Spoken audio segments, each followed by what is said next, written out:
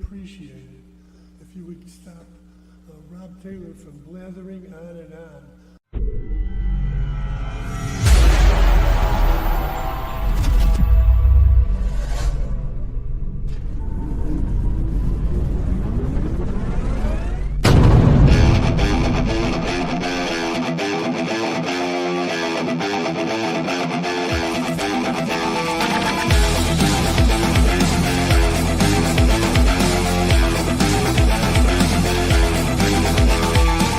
Opinions expressed by the talk show hosts, callers, or guests on the Rob Taylor Report do not necessarily represent the opinions of the hosting platform, subsidiaries, sponsors, or possibly anyone else on the planet or the known universe. From the tinfoil and lead-lined broadcast bunker on the beautiful south coast of Oregon, it's the Rob Taylor Report. So strap yourself in. Your political therapy session is about to begin. Ladies and gentlemen, here he is, the nearly famous Rob Taylor. Hello, Oregon. Hello, Coos County. Hello, America and beyond. And I've got several people joining me tonight. I've got Marty Kuhrt, my co-host. Marty, how you doing? I'm doing okay. I just figured out how to log back. And then he froze. And I got Ciatta Thompson joining me from way up in Multnomah County. How you doing, Ciatta? Great. Glad to be here. I'm glad to have you. I really was interested in talking with you because I think you have an incredibly interesting story, and I wanted to hear it. I thought that was quite cool. Michaela's supposed to join us a little bit later. And I like to give everyone a little bit of warning because I know, Ciatta, you're a first-time guest for the Friday Night Rant. For the Friday Night Rant, we do a little cussing. We do a little drinking. I got a pina colada. I hope no one minds. And so we're a little bit looser on Friday nights. And so, excuse me. So I just wanted to give everyone fair warning. If you got kids in the room, you may want to, get them checked and stuff. And Marty's going to re-sign in and get him back on here. And Michaela will join us because she's got some big news for her petition. And I don't know if you are keeping up with any of that, but very interesting stuff she's got going on. And I'll let her discuss that when she gets on. So, Ciatta, I heard that you are the second chair in Multnomah County. Is this true? That was true for all of 6 weeks of 2 months ago. Yeah. So just to give you some backstory, I'm here now from the East Coast about 5 years this year, and decided to run for Portland City Council.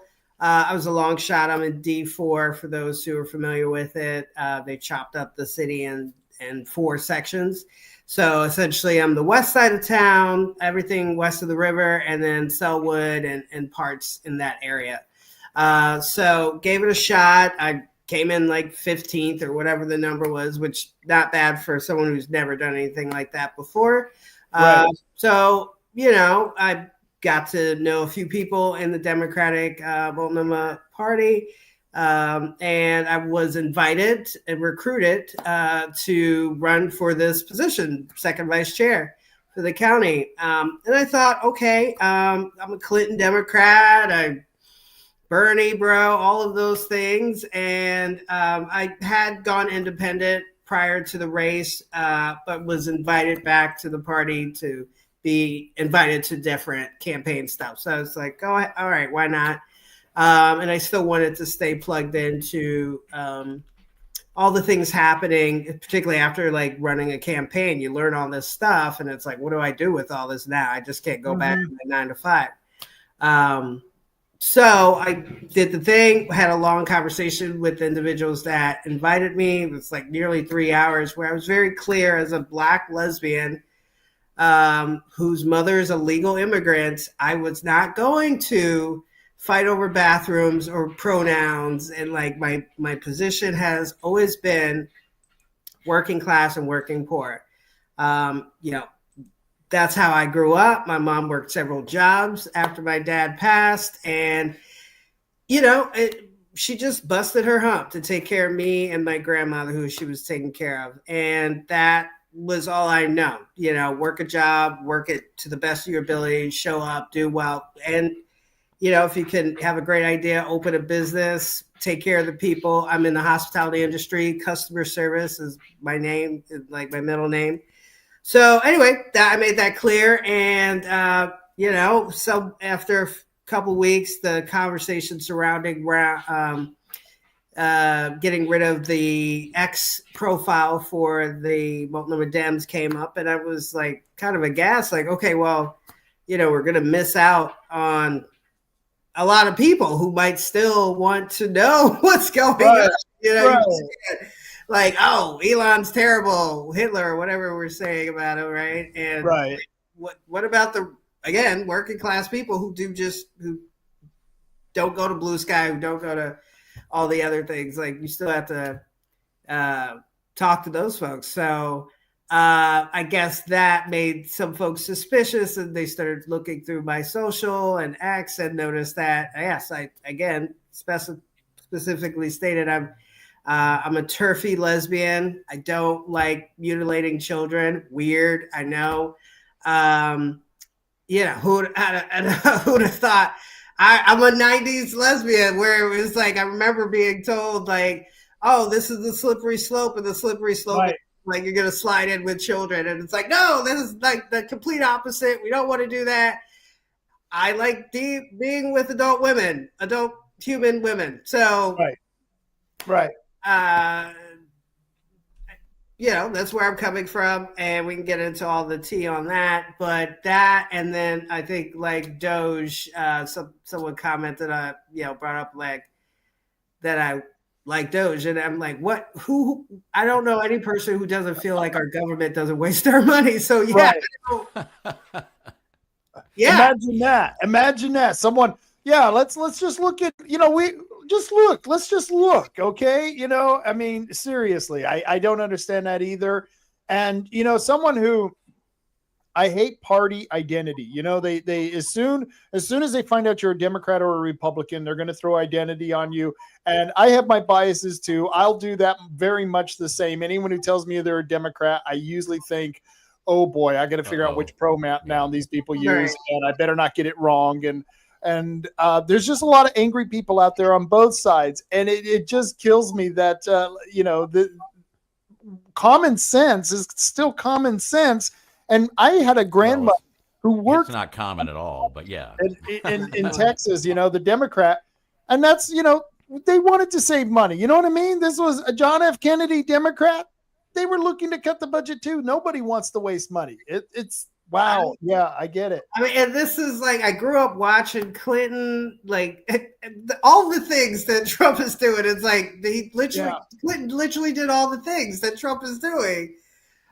Even the welfare, it was like, you got to go back to work. And it was like, okay, like everybody rocked with it. And so long story short, I'm a TERF, I'm a Nazi, I'm all the I don't know how you'd be a black Nazi, but okay, an African-American black, like literally, like my mother's from Africa, my dad's from Brooklyn. Like, I don't know. Schwartz Nazi.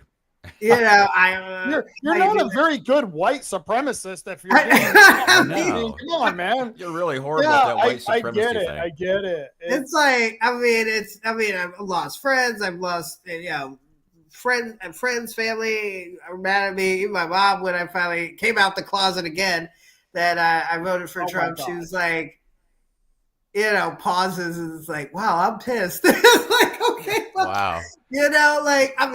But she's my mother, and so she's not going to be like, you're out of the group. Like, Right. But so the fact it was more dramatic coming out of the closet saying you voted for Trump than anything else. And I'm telling you, it really was. It was like, okay. Oh my God, how do I tell her? Like, and then every time prior we're talking, she's like, you sound like you.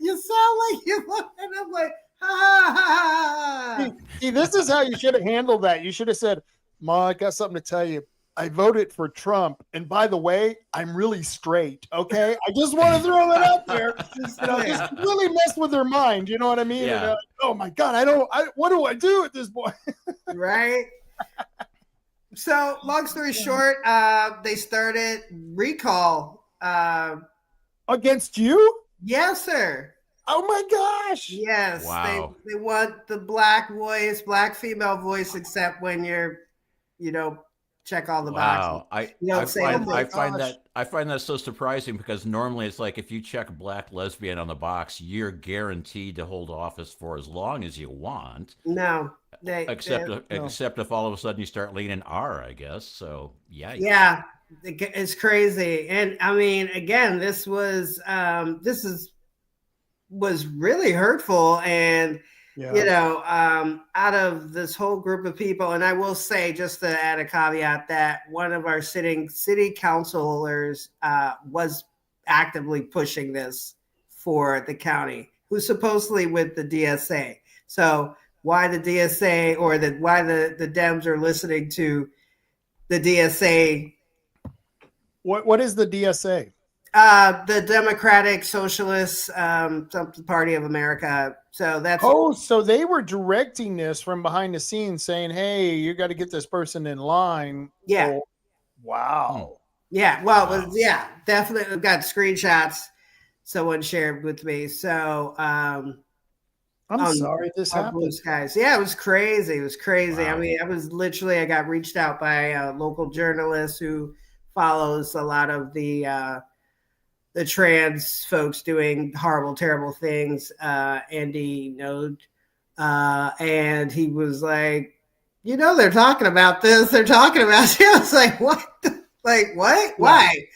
And yeah, no, I mean, I really was like, there was a moment where I kind of just shut down. I was concerned for my job. I didn't want, obviously, you don't want this blowback on the rest of your life and all of that. No kidding. And it So- can. You've seen how fast it can. I mean, boy, the next thing you know, your boss is calling you into the office saying, we really like you and we appreciate your work, but you've become a liability. And I've been canceled myself. I've heard the speech. So it's it's unbelievable the power of public opinion when it's mob rule. Yeah. Yeah. I mean, fortunately, my boss was cool, but I gave her the heads up, and I just kind of laid low for a couple of days. And anyway, so after being approached by a couple of people, including the woman that recruited me for the role, 3 people reached out, and only one actually asked questions and was like, "Where did you,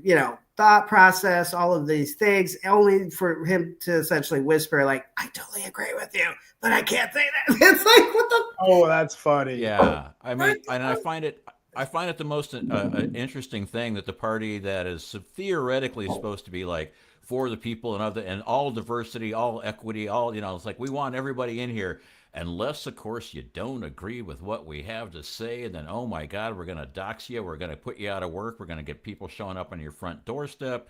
And I'm like, if you want to see a lot of Sieg Heil, movement going on, I think that's a little bit closer. And it's always sort of the what did I normally say? It's they're projecting what they're actually doing. So they say you're a Nazi, and I'm going, well, oddly enough, Nazis are the one that say stay in line with the party or else. Right. I'm of the mindset that I'm like going, yeah, I'm fine with differing opinions. I don't agree with what you say, but that doesn't mean I'm going to burn your house down and get you fired and and have all this stuff happen. And it's just, I find it, I'm assuming most of these people do not have a dictionary that has the word hypocrisy in it, because they obviously, they're living it. They don't know the word, but they're living it. Absolutely. So you came here from New York. Did you say the East Coast? Was it New York? I'm originally from New York. Like a good New Yorker, I spent almost 15 years in Florida. So Nice. yeah, I mean, I literally 2020 spent the majority of the time in Florida, a functioning state, robust economy, thriving, all the things. Not perfect, of course, Right. but Florida man exists for a reason. But it really is like. And then I come here at the end of 2020. It was literally night and day, and it was like, what? So I lived with my friend while I settled in, and I was like, hey, what about this friend? What about this friend? I'd been coming here for the last decade to visit her, and even lived here back in 2016 for like 6 months. So like, was beautiful. And from that trip, I came directly from Harlem here. So it was supposed to be 2 weeks, turned into 6 months. And I was like, this place is phenomenal. But long story short, it just was like night and day. Like COVID, Florida was like, what COVID? Right. Maybe like 2 weeks of like, oh my God, something's happening. And then finally they were just like, whatever, we're back. We can go outside. You're like, we got sunlight, we got sunshine. And the funny thing is, you guys have it here. You've got all the land. Yep. As far as the eye can see, it could have literally just been like, just spend your time outside. People like hiking anyway. People like going outside anyway. So to see it just like completely shut down, it was that. And then when I started working, because I had my own business at the time, I could do it from home, obviously. And started working in hotels and like watching the way people move downtown, the drugs, the fentanyl, all of the homelessness. It was just like, what happened when I was driving down 205? Yeah. Just this explosion of blue tarps. And I was just like, it felt like a bomb went off. And I just scratching my head, just like, what happened to the town? And then the more I started talking to people, the more they're like, yeah, it's been like this since and blah, blah, blah. And I worked at a hotel directly downtown off of Broadway. So I got to see it live in full effect. Like these are, and it's so funny. I flash back to a conversation I had several years ago with a friend who were at the time, again, very Bernie Brown was like, we should legalize drugs. We should do this. We should do that. And this what could go wrong? What could go wrong? This gentleman from Jamaica, coworker of mine, looked at me like, "Are you crazy? Like, what are you talking about?" And like he started to, and poo. And then I got here, and I was like, and instantly that conversation came to me. I was like, "I see what he meant. I see what he meant." Yep. Yeah, all these good intentions with unintended consequences, where it's like, after the fact, a lot of us, I mean, I was like going, I could see legalizing marijuana because it's a pretty low key, I've never been at a party with a bunch of stoners where a fight broke out. Sure. Now, I've been at a lot of parties with heavy drinkers where it's, if the fight doesn't break out, then obviously you are not drinking hard enough. So, right. And it's like, okay, legalize pot. And then they said, oh, and then we're going to legalize hard drugs. And then we're going to legalize psilocybin. And I'm like, oh no, that's okay. No, that's horrible. Okay, because I'm gonna have to be the contrarian here and the libertarian, of course. And I don't think it was the legalization of drugs. I believe it's the lawlessness of them allowing people to use drugs in public, to camp in public, to defecate in public, to toss their needles out everywhere. We don't allow alcoholics, or we shouldn't allow them to dirty up and do the same thing. If potheads did that, it'd be the same problem. I'm one of those who I look at the actions. There were clear-cut actions that are definitely illegal, and we're not doing anything about these actions. We're not punishing people for that. So I'm one of those who I'm not so much as is it the substance or the fact that we have lawlessness? Because back in a certain time ago, nobody was ever allowed to camp on the sidewalk. Who got to do that? You know what I mean? Yeah. There's that, and there's it's like, if you're driving drunk and you get caught, there are laws against that. So why aren't there laws against defecating on this? Well, I'm assuming there are laws against defecating on the sidewalk, and leaving needles all over the place. That's a public hazard. But right, it's like selective. It's sort of like selective enforcement, or it's like, well, if we legalize drugs, and if you're really bad in public on drugs, then I guess we're just going to have to let it go. And I saw the same thing happen I lived in the San Francisco Bay Area for like 20 years, and it was just kept getting worse and worse, and lawlessness. And it's like, there were neighborhoods in San Francisco, and I could pretty much go to any neighborhood in San Francisco and be comfortable. And then it got to the point where it's like, oh, not so much anymore, because you went from grifters and bums, spare changing it to people like physically assaulting you so that they could get more drug money. And I was just Sure. like, wow, Yeah, and I and the, talked to. I'm go sorry to ahead. cut you off, No, Marty. no, no. Go ahead. I talked to a lot of folks, especially running the campaign, Mhm. and the friendly bum, the funny bum, came up, like the funny homeless guy. And what Mhm. happened to the kids that were always traveling? The homeless teenage kids. I guess they're the ones on the street. They aged up 10 years later. They're now Mhm. like the ones on fentanyl. Um, yeah, no, I mean it's really sad. And then I guess for me, once I just going through it, like having someone literally OD in the hotel elevator, Right. she couldn't have been more than maybe 15. Yikes. Um, That's the big problem is that's there you go. I can't argue with that consequence of drug use. Hard drug use is going to lead to a lot more people ODing, and we hear it every night on the radio here in our little county. We got 65,000 people here, and every night you can hear 3 or 4 ODs. mm. Oh yeah. So I mean, I basically just was fed up and paid the fee, and it was after the first and I guess only presidential debate. I mean, well, Kamala, whatever. Anyway, the I'll save that for later. But with Biden, and then they were talking about golf clubs and swings. It was like, this is what's happening. This is who's running the show. Like, okay, I can't run for president, but I can run for Portland Street, Portland City Council. So threw my name in a hat, and it really became that. But to backtrack, basically, after the whole recall efforts, I was just like done. The last thing I was going to fight it, and knowing that I had no real chance, but I was going to give them the business. But after I talked to one of the Democratic PCPs who literally who was still on about, who could not admit that COVID came from a lab in China. It was like 2 weeks after like CEI had just admitted it publicly.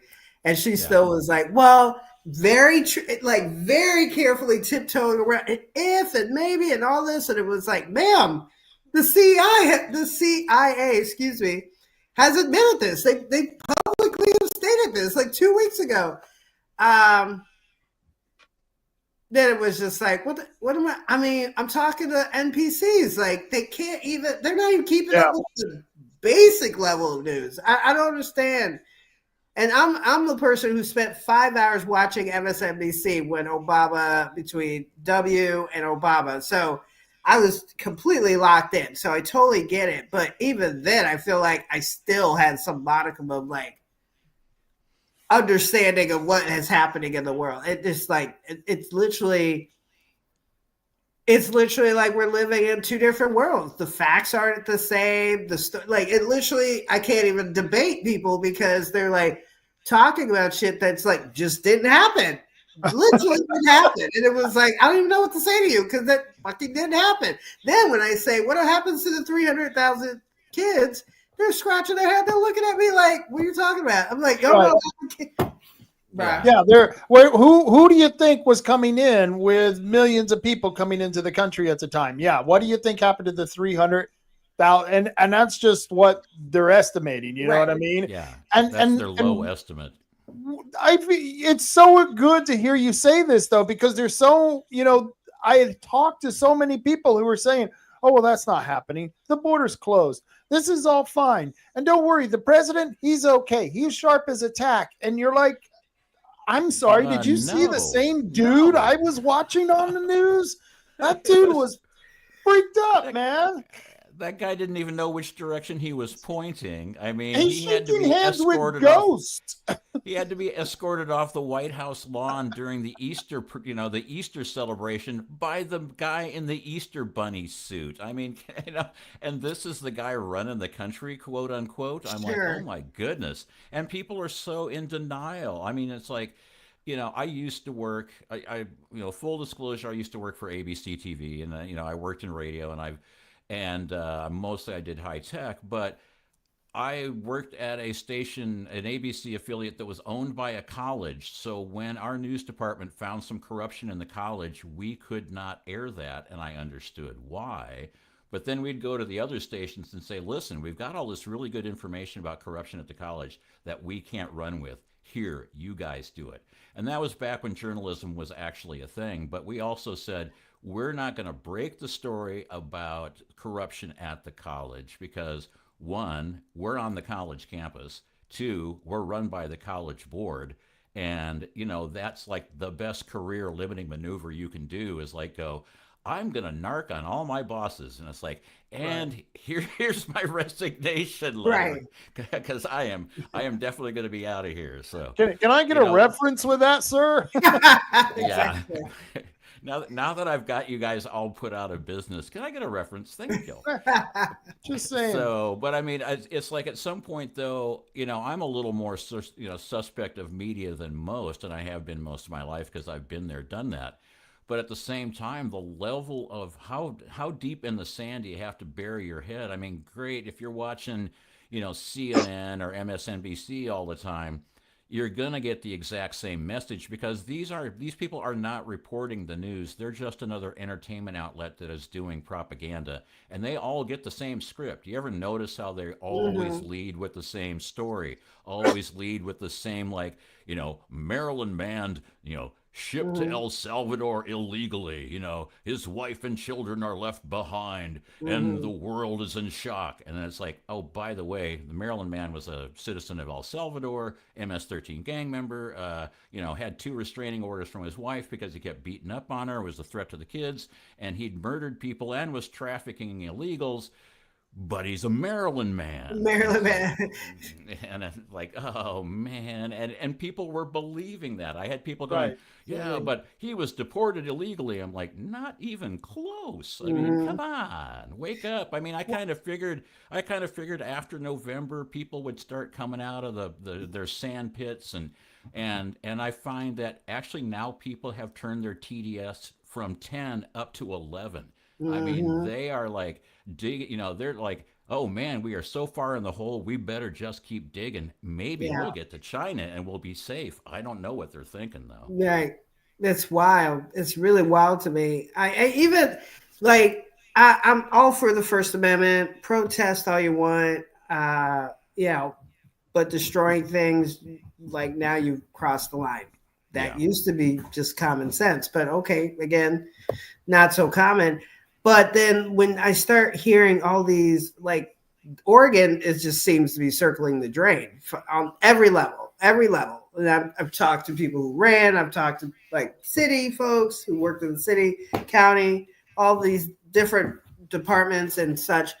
And it's like on every level, it just seems like failure, corruption, incompetence. Like it's just like, wow, it's so. Wow, I thought this place was nice. How is it still hanging on?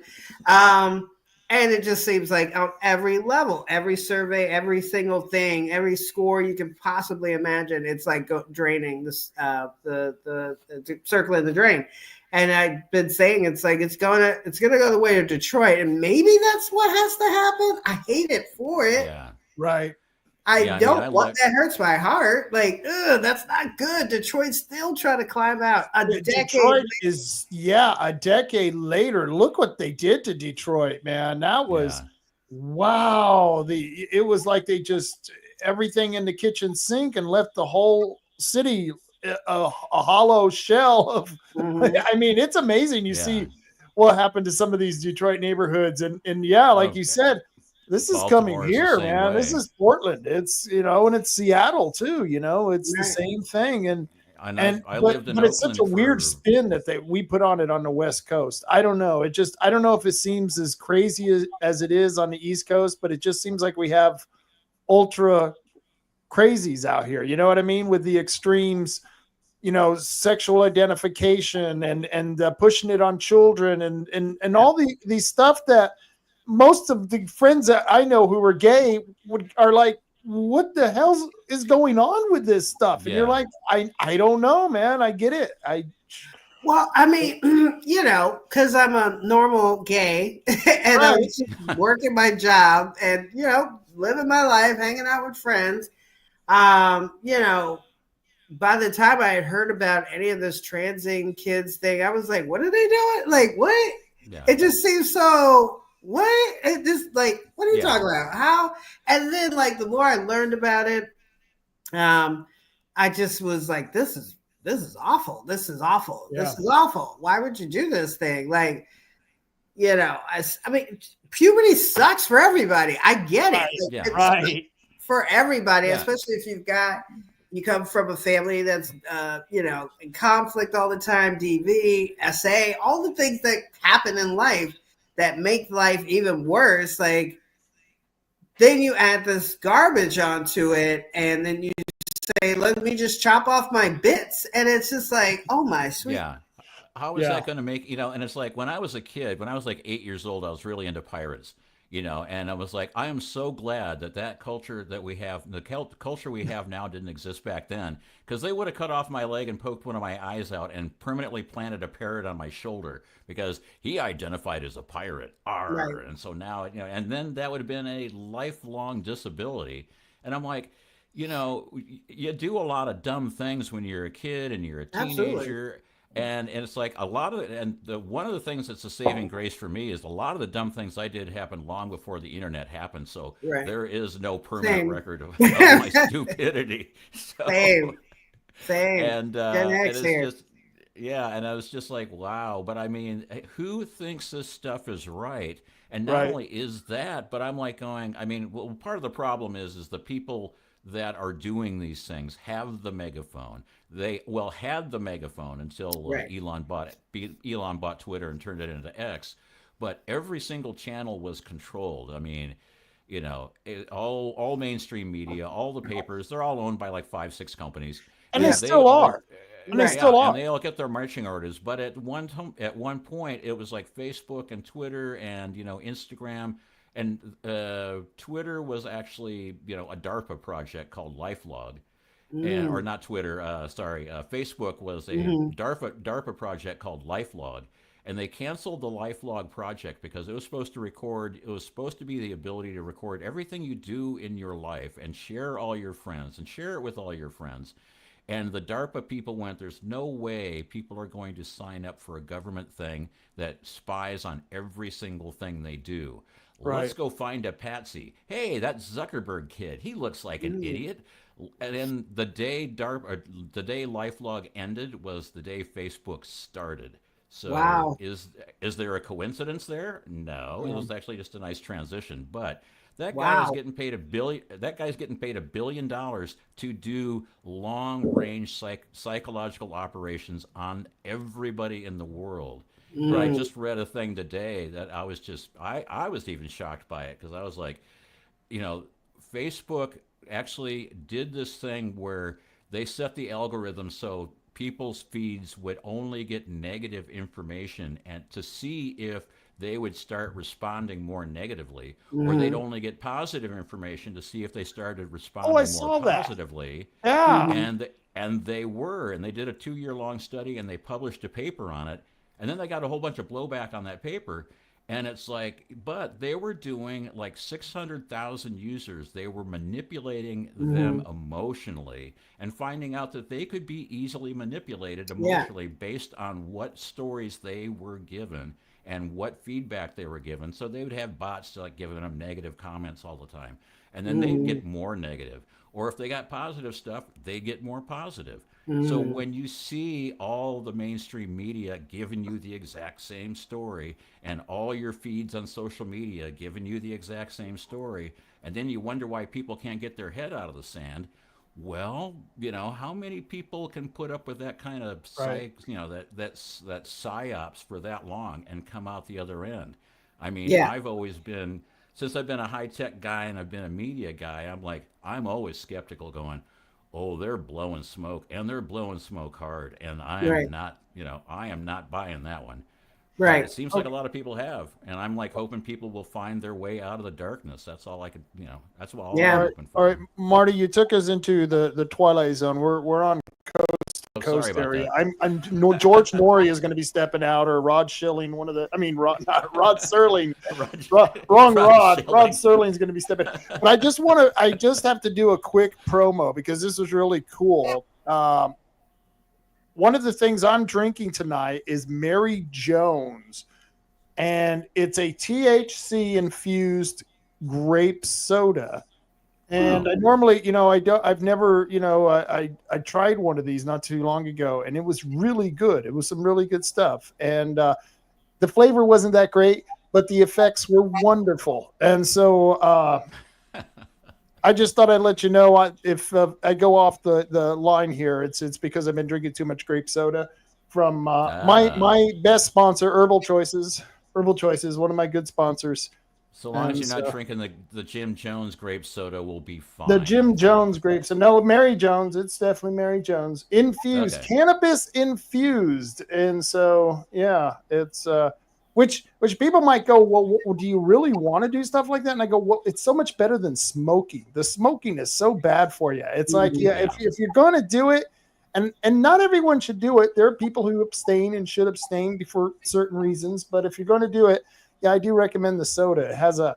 It takes you a while to drink it, and the flavor isn't so good, but by the time you're through, you don't really care what it tastes like. So it's good stuff. It's sort of like hard alcohol for me. It's like the first one I'm like going, why am I drinking this? This is horrible. And the third one I'm like going, oh, I love this stuff. I love this stuff. Yeah, I don't get that either. That's funny. So what was it that kind of...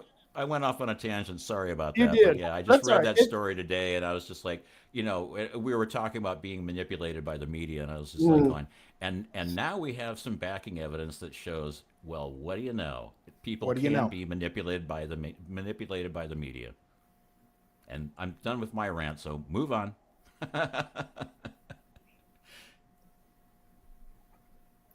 Heard, Jeff. Yeah, that's like literally the least interesting part about me. It's like, okay, and like, but you were gonna ask a question, Rob.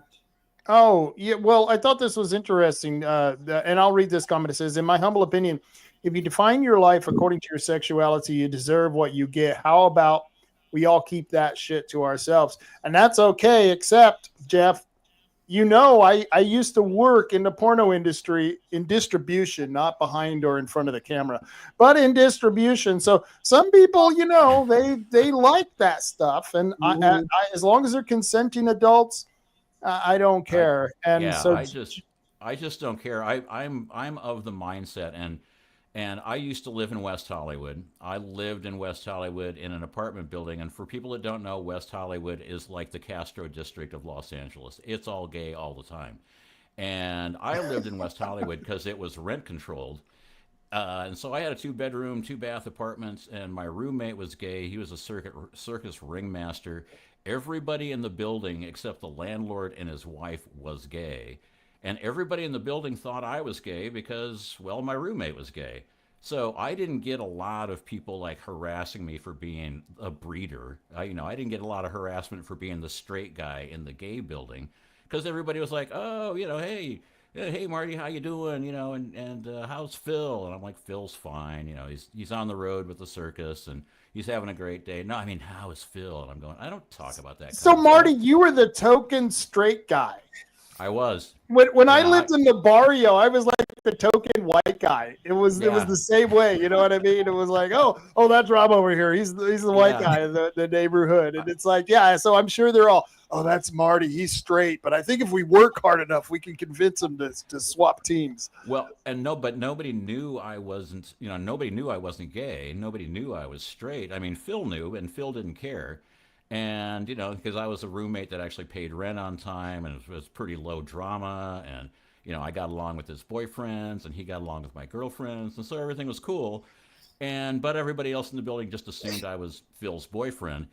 And then one time we were at a party, and somebody came up to Phil and go, "Hey, how's Marty?" And he's like, going, "Oh, he's doing great. He's working at this computer company, making a lot of money, being pretty happy about it." No, I mean, how is he? Hubba hubba. And he's like, "What do you mean? Marty's straight." And it was like, those sound. It's like you're at a party, and it's like one of those things where like the needle goes across the record. It's like, Right. and it was just total silence, and everybody in the room turned and looked at me. It was a party in the building. Everybody in the room turned and looked at me and went, "You're straight?" Ah! And I was just like, "Oh my God, my roommate outed me." Yeah, you really took us off into the weeds there, Marty, man. That was that was a long way. But when Jeff put up the thing about nobody knew my sexuality, and why would anybody care? Yeah. And one of the guys in the building was always like, this homosexual lifestyle would be so great if it weren't for the flamers, if it weren't for the people that were walking around in assless chaps and driving matching pink Jeeps and just being flamboyant. It would be so much easier for us to be accepted for our sexuality if it weren't for the flamers. And I'm like, all chaps are assless, by the way. I just thought I'd throw that out there. But they weren't wearing. But they weren't wearing anything. They weren't wearing anything under the chaps. Is what I was saying. So let me ask you, Ciatta, at what point did you start realizing Trump may be a better choice than? Was it during Biden? Was it during Kamala? At what point did you start thinking, wow, maybe this is someone who I should go vote for? Quite honestly, it was after the first assassination attempt in Butler.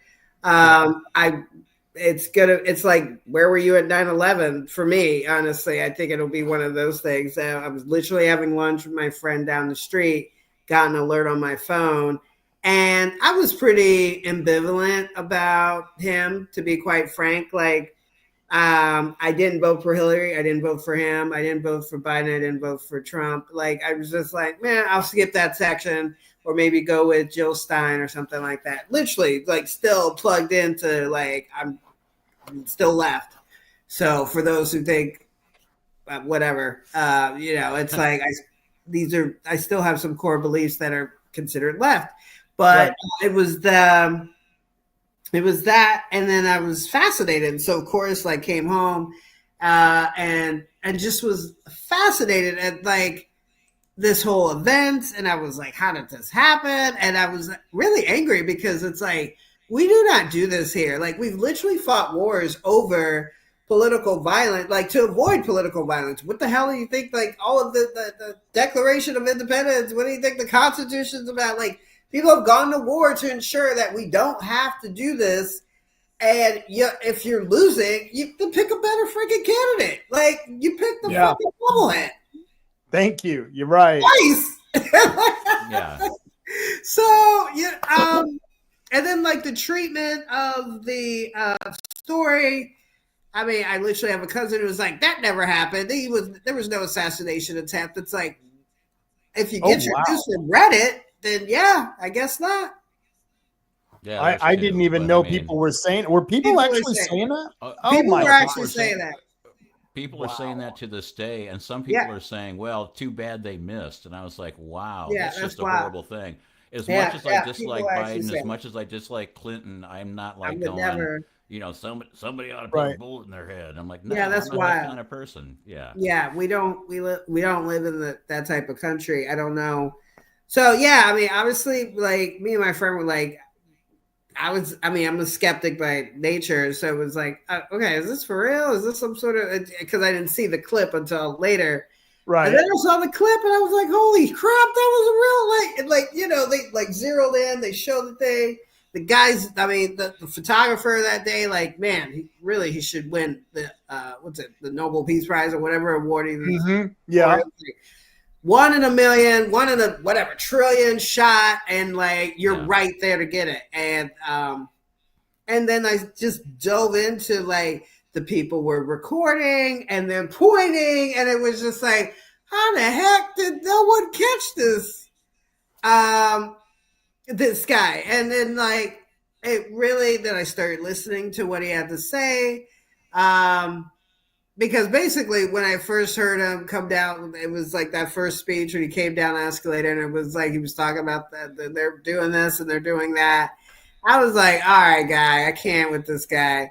But then, like after the assassination attempt, like whatever speech came after that, I think it was the Republican convention was like the next week, if I'm not mistaken.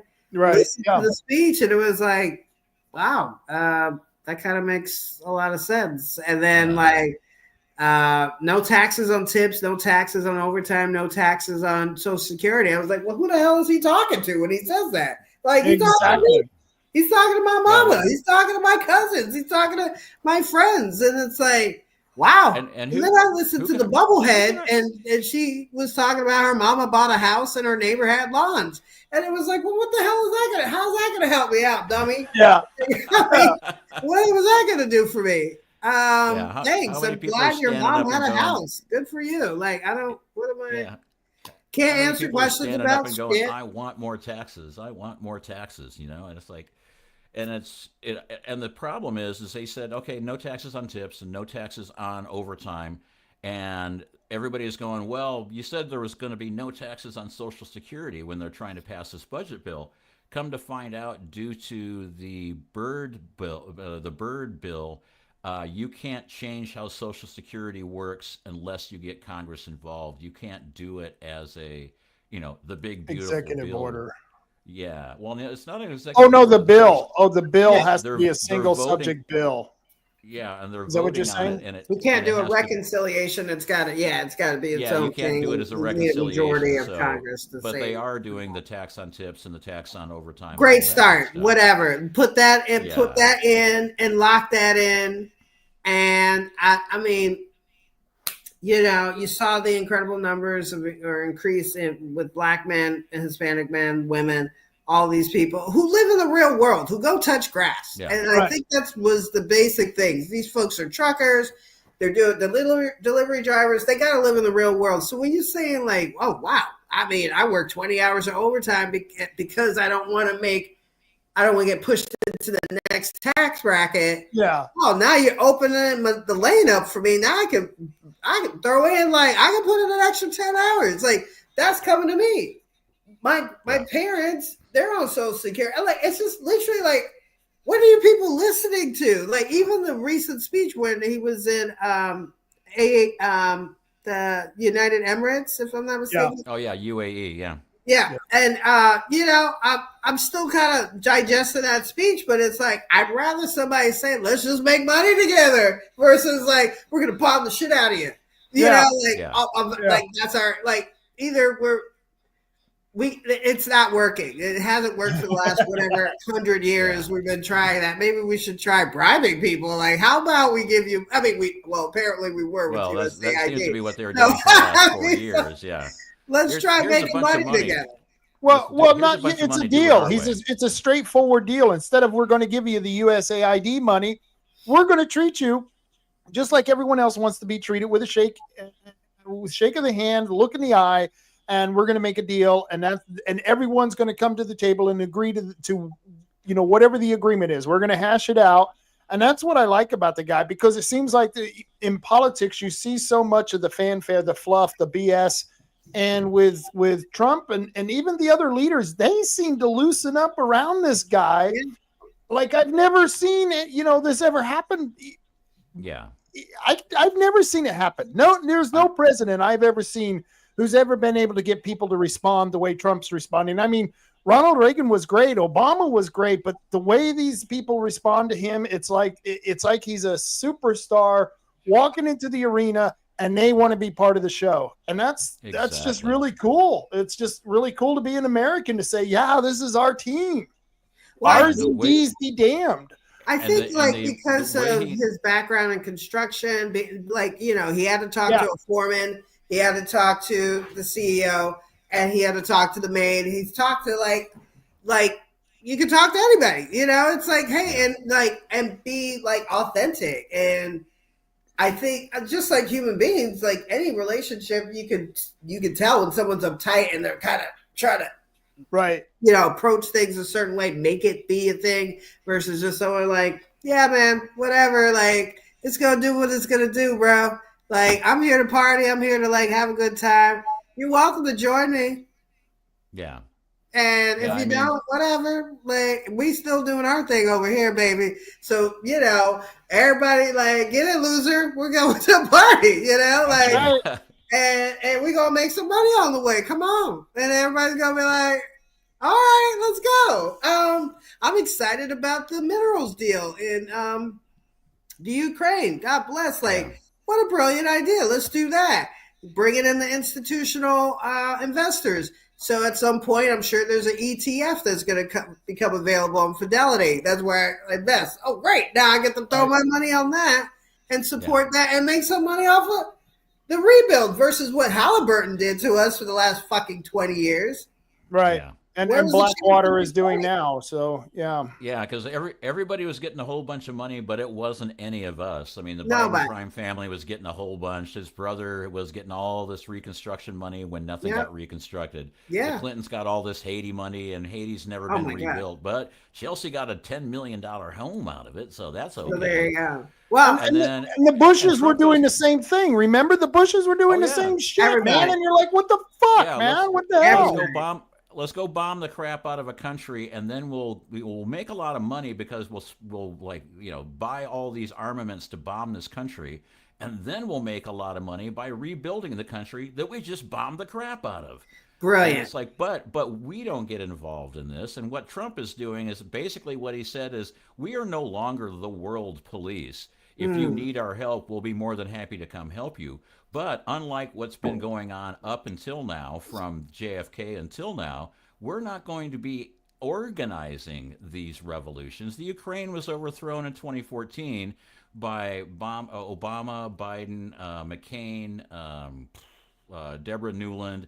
The CIA had a color revolution. They had a democratically elected president that was run out of town, and they installed their own people so they could put in their bioweapons labs, and they could go back into arms manufacturing and illegal arms sales and all that good stuff. And now, we've got the guy with the common sense going, how we can make the situation better? Let's get Russia and Ukraine to agree to a ceasefire, and let's go to Ukraine and say, hey, you got some really valuable assets. We can actually put some legitimate money into your country, and we can get some some lithium and some of these other assets, and then everybody wins. You get to rebuild your country on your own terms, and we get some of your stuff, and you get legitimate money, and everybody's got their head above water. And and the nice thing is the tide is rising, and now all the boats can go up, as opposed to, well, we sunk all these boats so that the tide can rise for them and not us. And we're like going, hey, how do I get on that boat? And it's like, well, none for you, or Southern Oregon peasant. So I've got to say, Michaela just joined us, and Michaela, I don't know what camera you're using, but it's a really good shot of you. That's really good color. You look great. Yeah, she must have the glam, the glam insert going with the cam there. It's like, I don't have any editing. yeah, and you can see mine. You can see mine set to face made for radio mode, so I'm good. So Ciatta's been telling us all about the experience with the Democrats and the Multnomah County and running for office. Running for office must have been a blast, though. I mean, it wasn't it? It was. Yeah. And hi, Michaela. Actually, good to finally see you in person. We've chatted and text. I loved it. I keep joking that it was the longest final exam I've ever experienced, and it was great. You learn all this stuff about all the stuff, water content tables, and blah blah blah. And it's just that's fascinating. And now, when you don't make it, it's like, what am I going to do with all this? I don't so stay involved, stay plugged in. I'm definitely going to do it again. And, I'm actually pretty pleased with 2 out of 3 of our city councilors. We've got Olivia Clark and Eric Zimmerman and Mitch Green. the two of them have actual prior experience in political world, so they show up a little differently. They seem more knowledgeable. Mitch Green, again, DSA candidate, has a background with a PhD in economics. So I actually supported him and told my folks to support him, because I figured, okay, great, we got a PhD in economics. I haven't seen it yet, and I know I don't want to judge too early, but it is like we are 100 days into this, but I need you to show that PhD is step up the game. Yeah. Where can we cut the fat? And obviously everyone's budget is being rolled out. The mayor's is rolling his out. And so, you've got some folks talking about defunding the things, all the defunding. And it's just like, we're going to defund the police again. Guys, come on. Again, we're doing this again. Yeah. Please. It worked so well. It worked so well the last time. Like, we're already short. We're down. We're, not even close to what a Nashville is when it comes to their police force, like Memphis, all of these other, relative.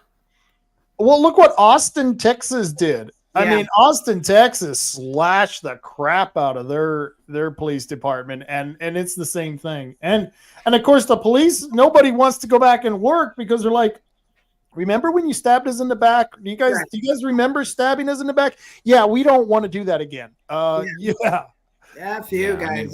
For sure. When I lived in Oakland, it was like we needed about 1,200 police officers to cover all of Oakland. We had about 800. We had a police training facility that, in their brilliance, shut down like 2 weeks before they had a graduating class, which means none of those trainees could go work for the city of Oakland. And and then when they brought in a police chief from Long Beach, who turned Long Beach around. Long Beach was crime infested and had gang problems. They brought in this super deluxe police chief. And then the mayor and the city council and all the howler monkeys went after him. And he basically just threw up his hands and said, if this is the way it's going to be, I'm not going to help you guys out. I'm out of here. Because every time he'd go to implement something, they would say, well, and this is a black guy. And he's like, oh, that's racist and you can't do that. And that's bad for the black community. And it was funny because it was like all these, they were saying the Oakland police were dirty and they were creating all these issues. So they had mandatory body cameras for all the policemen, and all the people that were going after the police, saying that they were being violent and they were creating the problems and they were harassing people. As soon as they started wearing body cams, all those complaints went to zero. Because everybody would just say, I got beat up by a cop, give me $1 million. And they would pay him $1 million. So basically everybody was standing in line going, give me some of that free been beat up by the cop money. Yeah. And it's like, and then all of a sudden they said, oh, if you steal less than $1,000, we're not even going to arrest you. Well, what do you think happened there? People started stealing $990 worth of stuff. So every store you'd go in, there'd be people, walking out with shopping carts full of stuff. And I'm like, shouldn't you stop that? I mean, how can you stay in business? Well, the answer is they can't stay in business. And so pretty much all the businesses in Oakland, we had a Walmart that was huge that went out of business. And I'm like, Walmart writes into their financial papers how much they can afford to have stolen, and they still couldn't make it. I mean, In-N-Out Burger on Hagenberger was the first In-N-Out Burger ever in the franchise history to close. And they closed not because of the lack of people wanting to go there. They closed because too many people were getting shot up in the parking lot. And they said it's too unsafe for our workers and it's too unsafe for the people coming here to eat. We're closing down. And it's like, that's what happens when you say, let's defund the police. It's like, well, this is intentional destruction. And it's like, these are, and to dovetail into the NVBN stuff, you can tell how corrupt the voting system is when these people are doing things and they know they can't be voted out of office. It's like I've looked into election integrity stuff. I have the logs. I have the data. I have the proof that the machines are corrupt. but I can't do anything with it because no judge will ever touch it. But all you have to do is look at, would you vote for a Tina Kotek? Would you vote for tampons in the boys' bathrooms? Would you vote for, you can't, if your 12-year-old daughter wants to get an abortion, you can't tell the parents, and if the doctor tells the parents, he's the one in trouble. I'm like, who votes for this stuff? Well, it's people who know they are never going to have to worry about being reelected. They're running, they're basically doing the bidding of whoever the heck is running this show. And it's not us. And the whole thing with NVBM and let's get our vote back is maybe they'll actually start running it for the common sense people like us who are like going, hey, we could have a great state. We could have a great county. All we have to do is get rid of these crazy ideas that, just let people steal, let people take drugs, let people have like zero consequences for their actions. I'm sure it'll all work out. In a way, I'm sorry. I ran. End of rant. Sorry. Michaela, you got some really good news. And it was interesting because I saw it on the I get the notices from Secretary of State's website, and so So I'll let you tell everyone. Yeah, it's really cool. Yeah. Well, first of all, is my audio okay? I can put a headset on if it's not coming through. Can you guys hear me okay? You're fine. Yeah. Good. Yeah, Okay. you sound good. Perfect. So NVBM, we just got notification today at 4:00 from the Secretary of State's office regarding our petition. They have certified our ballot title. And so I don't have the previous ballot title in front of us, or in front of me right now, but it basically had said, it had not listed everything that our ballot or our petition does. And so this actually lists a few more things. This is what they came up with. It says, amends Constitution, prohibits vote by mail elections, registration requires, quote, proof of citizenship, unquote. Voting requires, quote, valid, unquote, photo identification, which I think is pretty snarky. What is valid photo identification? I don't know why they quoted it like that. Of citizenship. Proof I'm like, of really? citizenship. We're using quotes now. Thank you. They're being a little snarky, I think, but essentially, we are not approved to collect signatures again yet, which once we get past this, then we can actually get moving and accomplish our goal. But they have given us until June 2nd to appeal this ballot title, and so then we should have more updates after that. So we got a couple more weeks. I have heard from other prior petitioners that sometimes they drag this process out for months and months and months. And that can prevent you from collecting the signatures that you need.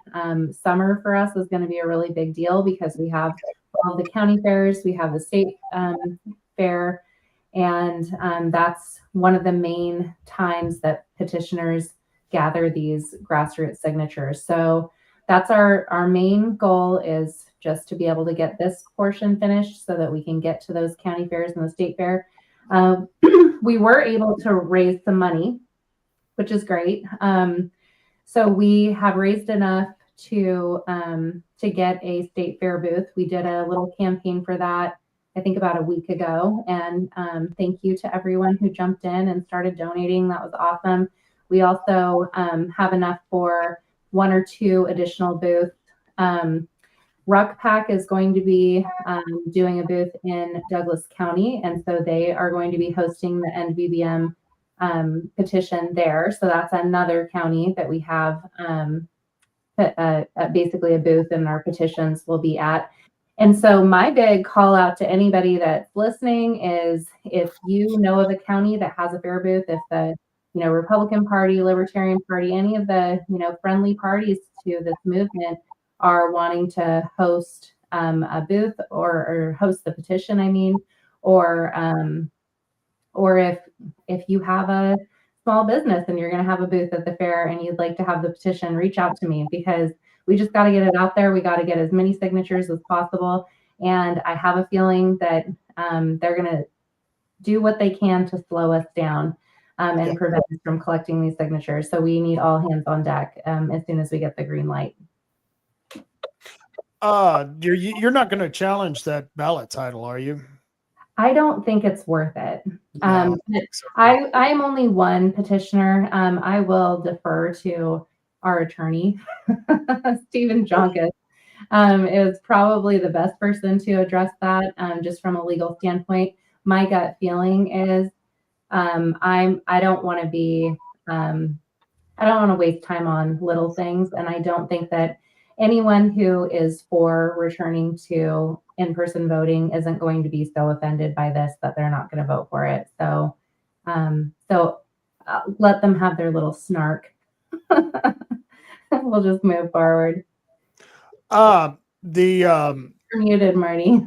So how much time are they supposed to have legally before you're supposed to get the signatures? Because I thought there was a deadline, like of 90 days they have to approve or something like that. What is the time on it? It all depends, because if this is challenged to the Supreme Court, then it throws that timeline out. So it's like every time we get to a checkpoint, it's like it's a pathway. Like you can go this way or you can go this way. You can go this way, you can go this way. So it's not super straightforward, but we're hoping, and like I said, I heard from another petitioner that they had dragged this out actually for 6 months, this phase, through challenges and things like that. So that is definitely a possibility that, that we're going to be in that situation. I'm hoping not. I'm hoping they just, let the people try to do their petition and that's fingers crossed. Fingers crossed. And I know the Republican Party here will have a booth, and I'm sure they'll have your petition signatures in there, and I'm sure Curry's the same. They were very much for it. I don't know why any county wouldn't have it. Any Republican people have it. So I just don't know. So you're running for vice chair. Is that tomorrow? No, that's not tomorrow. It's at the end of the month. It is May 3rd. I'm getting ahead of myself. May 30th. So yes, I am running for Oregon Republican Party vice chair. This is my second run. I did run last time a couple of months ago when they had their organizational meeting. And some people on here know that I was in a car accident in September. And so my spinal injury that I sustained, some of my medical stuff kind of came to a head after I had already decided to run for Oregon Republican Party vice chair. And so I ended up being stuck in Maryland for a month and a half, and I wasn't able to attend that organizational meeting because I was waiting for surgery. The whole story. But the crazy thing about all of this is that I kind of have gotten a second chance. We didn't expect that this position was going to open up again. Didn't really open up for the best reasons, but I'm really excited that Connie is our vice chair, or I'm sorry, that she's our chair now. She had won the vice chair election, and then when the new chair stepped down, she stepped into that position as chair, and she is she's a really an incredible woman. She is such a hard worker, absolutely is gonna roll her sleeves up and get her hands dirty with everyone. She does more work than most of the volunteers. Just really impressive lady, and she was one of the first champions for End VBM, and so she collected tons of signatures in Deschutes County. Just really cool lady. So anyway, so I'm getting a second chance to run for that vice position, and I would be thrilled to be able to work with Connie. I think we would make a great team. So fingers crossed. And if you're a delegate watching this, vote for me in Bend. And they should. You're so active. I don't know how you do all the things you do, and you're a mother. You have kids. that you have to take care of, and get you have a job, and then you're on the transit district. I mean, that seems like it would take a lot of time. So I don't know how you do it, Michaela. I delegate some things. So I surround myself with really good people that help me get stuff done too. So the transportation district, that was crazy for a second there, and there were quite a few meetings that had to be done. But honestly, putting Ben Edel in charge of the district was probably the best decision that the board ever made. He got things moving in the right direction. We have a wonderful CFO too, who just, I don't know, talk about hard worker. She's a hard worker.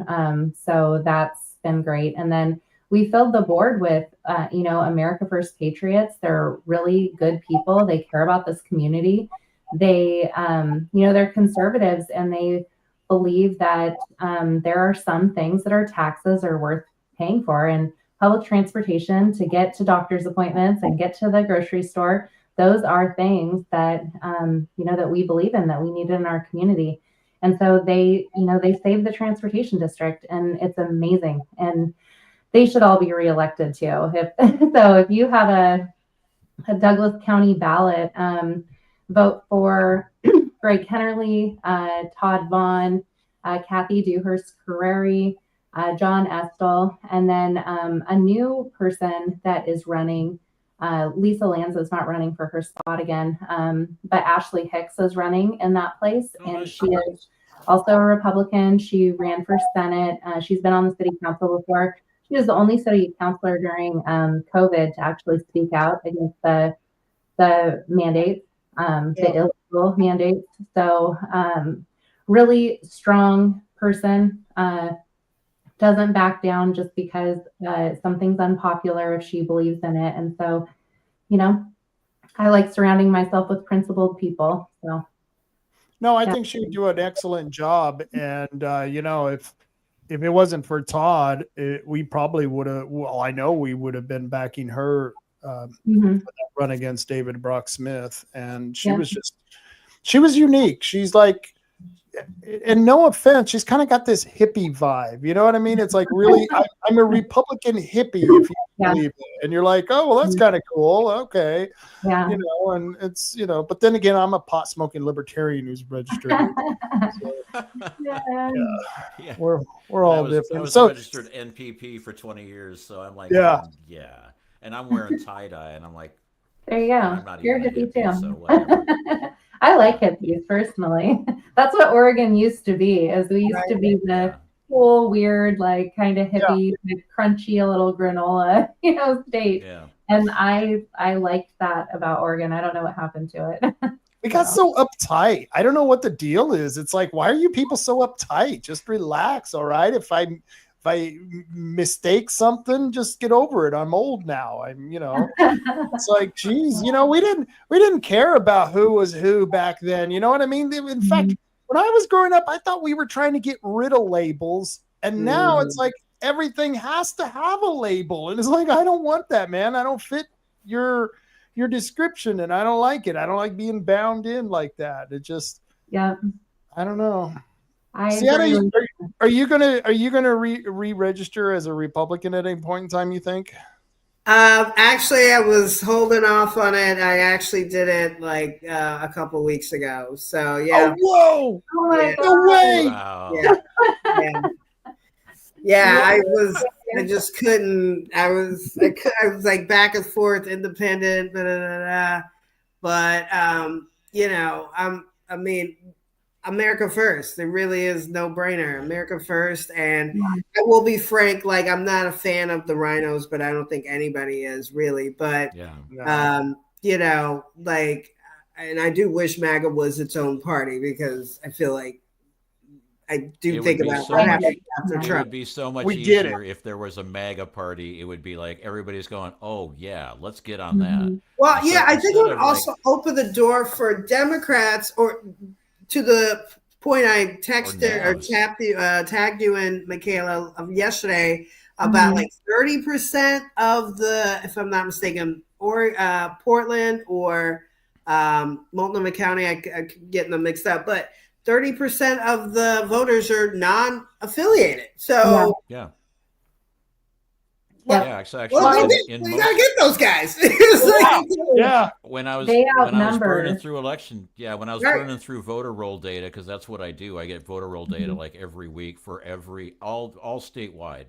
yeah, And it's like NAVs actually outnumber Yep. Democrats and Republicans They do. in most counties because people are just disgusted with the Republican Party. They're disgusted with the Democrat Party and what they stand for. I mean, the Republican Party used to stand for something, and now it's like, well, we're Republican, but not your kind of Republican. We're Republican, not Todd right. Vaughn Republican. We're not MAGA Republican. We're not like America First Republican. We're the Republicans that say, we're going to do something. And then when push comes to shove, they go, and that something is whatever the Democrats tell us to do. right. Yeah. So And yeah, I Bernie's think going, it would open. It less would of that. allow people who are still stuck on like the title Republican. If it were MAGA was its own party, then it would be like, oh, okay, I agree with all these 10 different points, but then I'd have to be a Republican, you know. Yeah. Yeah. And whatever feelings people have about it, because I mean, for like my whole life, they were like the cartoon villains. Literally, they were like cutting babies off a wick and doing terrible things, and it's just like, oh my god, but if it were MAGA were its own thing, I don't know how we make that happen, but maybe we got to tag Trump and be like, can we file the papers to just have its own thing? So, oh God, there you go, Jeff. But yeah, like the 30% of the people are just sick of the uniparty, and they're just like, Yep. interested Yeah. in that. Yeah. For 20 years in California, I was registered as NPP. I moved to back to Oregon because I graduated high school here in Bandon. I moved back to Bandon because I'm like, okay, let's retire someplace nice. I can get out of the California crazies. And then I got here and I'm like going, oh my God, they've got a version of crazy here in Oregon too. And it's like, oh, I like this candidate who's a Republican. I'm going to register as a Republican so I can vote for him. But other than that, I would have gone NAV myself because I was just like, the Republicans in California were just as bad as the ones here. And I was just like, oh, God. Yeah. I do think that some of those NAVs are false positives, though, because of motor voter, every time somebody gets their driver's license, they're automatically registered. And so there are people that are registered that never intended to vote. They didn't want to be a voter. They don't ever fill out their ballots. They're not real voters. And that is an election integrity issue, because if you have all these ballots floating out there, all you're doing is opening that up for a bad actor to come and take them up and use them nefariously. So that worries me. But I do agree with Ciatta, and just the fact that there are a lot of people in the Portland area. And for those who may not know, I grew up in Multnomah County. Like I was in Multnomah County most of my life.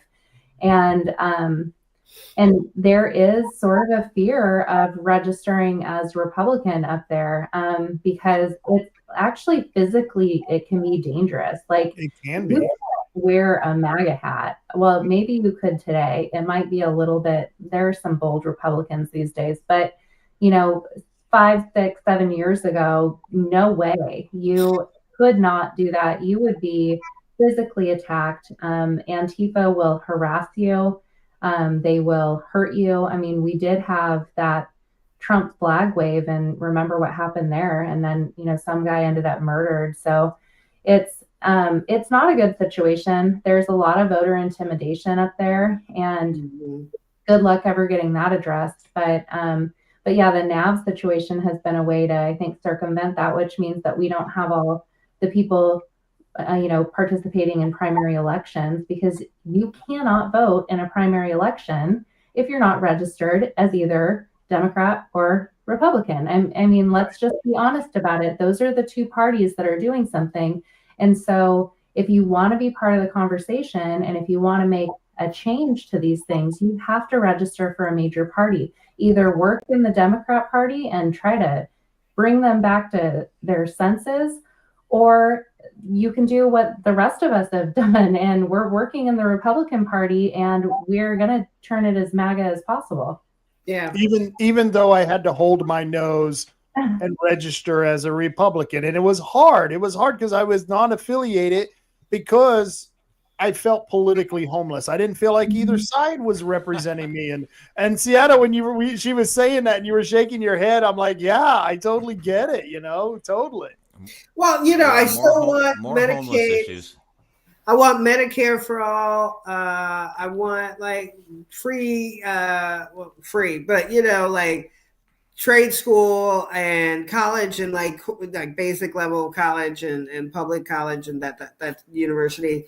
But it's like there's still like a big part of me that's like very much left. But then, when it's like that meme we all keep referencing, Elon's reference, where you're just literally like, what?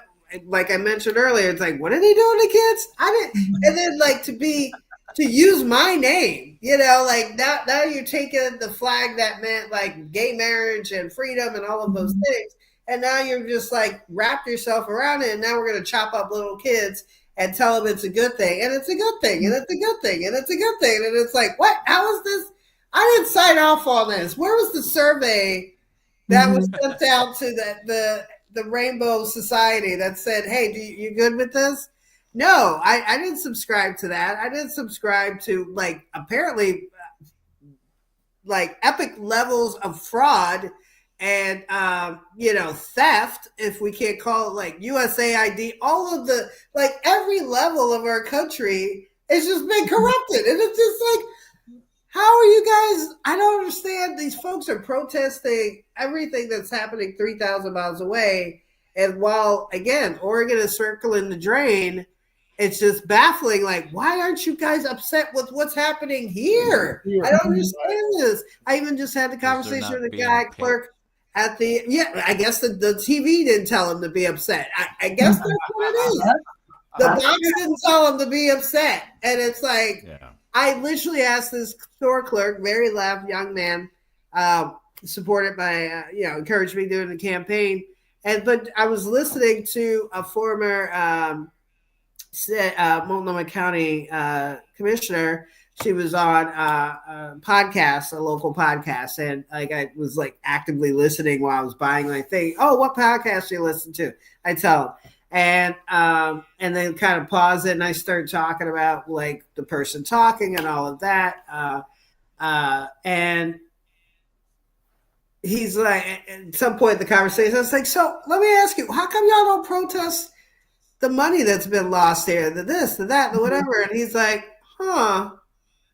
I never thought about it. And it's just like, I really want an answer. And so like, I go every couple of days, I would come back. He's like, I'm going to think about that. I'm like, please do, because you see the chaos. Why are you guys protesting Elon way the fuck over there when you've got people popping a squat? Like I'm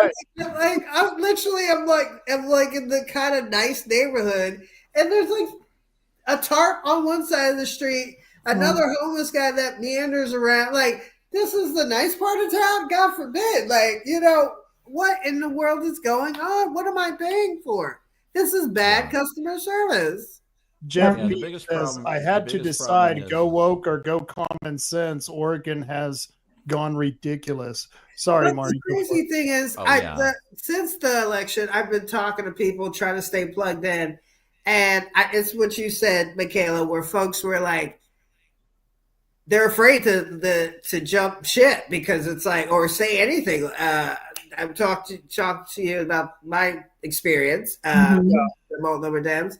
And it's like, I don't give a shit. I'm not from here. I don't care. I'm not like, you know what I mean? At the end of the day, like, oh, well, fuck it. I can always go back down east, right? Or somewhere else. Like, didn't you know she was from New York? What the hell, man? I don't give a shit. It's like if it really gets that bad, I can realize, all right, well, fuck it. But But So a lot of the problem that we run into is that a lot of people don't realize that none of these protests are organic. These people no, aren't thank going you. after Teslas and burning Tesla dealerships and going after Elon and hating everything Trump does. This is not organic. These people are getting paid upwards of $25 an hour. They're being That's well wild. organized. There's billions of dollars going into NGOs that I then know. divvy that Apparently, we money paid out. for all this shit. It's like, what Yeah, the? and it's like yeah, and it's like, so these people are protesting us against us with our money, and I'm like, this is, come on, really? Audacity. That's what's so I'm paying for these people to disrespect. annoy me?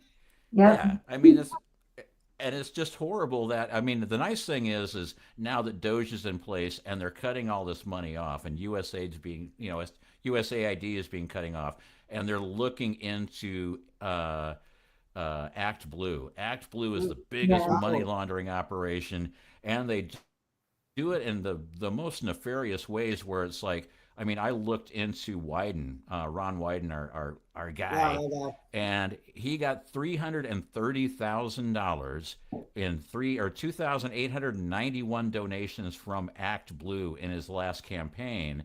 And I started looking into it, and all these donations were like $5, $10, $100, $50, but there were so many of them that it added up, and they all, everybody's like bragging about the fact that, oh, but these are all small money donations. This is grassroots. This is the people saying that they want me, and I'm like, nah, that's BS. That's Act Blue taking a buttload of money. They get $300,000, and then they divvy it up across like 3,000 people that don't know they even donated. Yeah. And it's like, and we're paying for it. And I'm like, wow. I mean, F and you, come on. Yeah. Michaela, your husband makes a great comment here. He says, if RFK Jr. and Tulsi Gabbard are more mega than your local established Republicans, you start having a lot of questions, and the questions don't stop. And I agree. I mean, and I loved it when RFK, I've been following RFK for a long time because I thought he was right on something. There were some things I thought, okay, this guy's completely Meshuggah on, but there were some things I thought he had really good.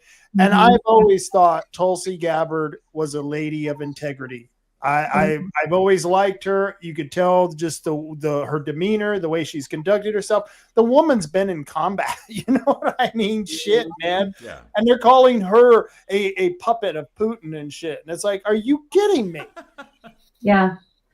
Well, I think to that point that he's making, though, especially with the local establishment Republicans, the problem with Republicans in general is they think that it's a big boogeyman somewhere in DC that's caused all these problems, or it's the boogeyman in the governor's office, or it's never in their own backyard. They never think it's in their own backyard. They don't want to challenge anyone in the local government who is making the decision to spend their money irresponsibly, people who are lining their own pockets with these districts that they're, participating in, or whether it's the county or the city or wherever it is in their area. They're not questioning the bad actors that they should be questioning. And it's because it gets very uncomfortable. When it's in your own backyard, and these are people that you're going to see at the grocery store, or these are people that might be your employer, or might know your employer, or might have some sort of connection, or you go to church with them, whatever it is,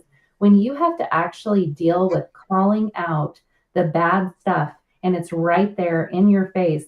Because, I mean, to Ciatta's point, yeah, you can move back, right? But if you're going to stay here, if you're like, this is my home, I'm not leaving this place, then you get you get into a position where you go, well, do I want to rock the boat? Because if I do, there are going to be consequences.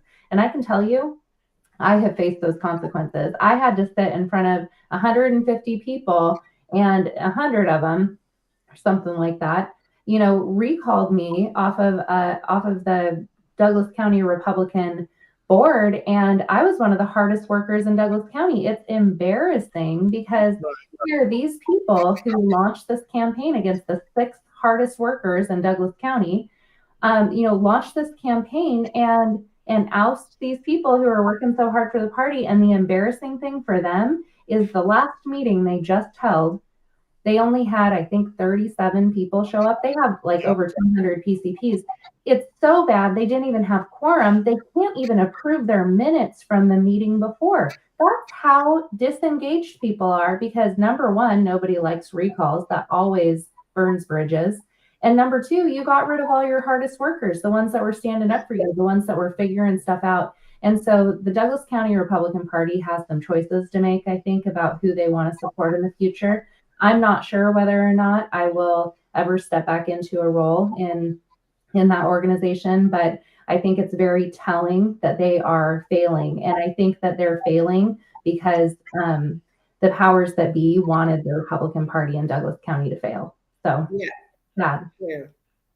And we're going, Ciatta, we're doing the same thing here in Coos County. We've got a divided board on our Republican Party, and it's a fight between people who want the status quo and people who want to get to real change in policy. There's a lot of policy that's causing, I mean, we've got a registered sex offender working for the college. Right. And the people who are running the college, they got reference from his PO officer. So we know that they knew this guy was his PO officer sent a letter of reference to them. So they knew this guy had molested. He was a teacher and had sex with some of his students, his girl students, when he was 25. And now he's part of the GED program, helping girls of the same age that he molested. And we're trying to get that policy changed. And to do that, we have to get rid of the board members who are on there and been there for several decades. And so that's what we're fighting against here. And then you've got Republicans who are actually endorsing the Democrats, these same Democrats in our own district. That's how screwed up our party is. They're endorsing the Democrats who are supporting this policy.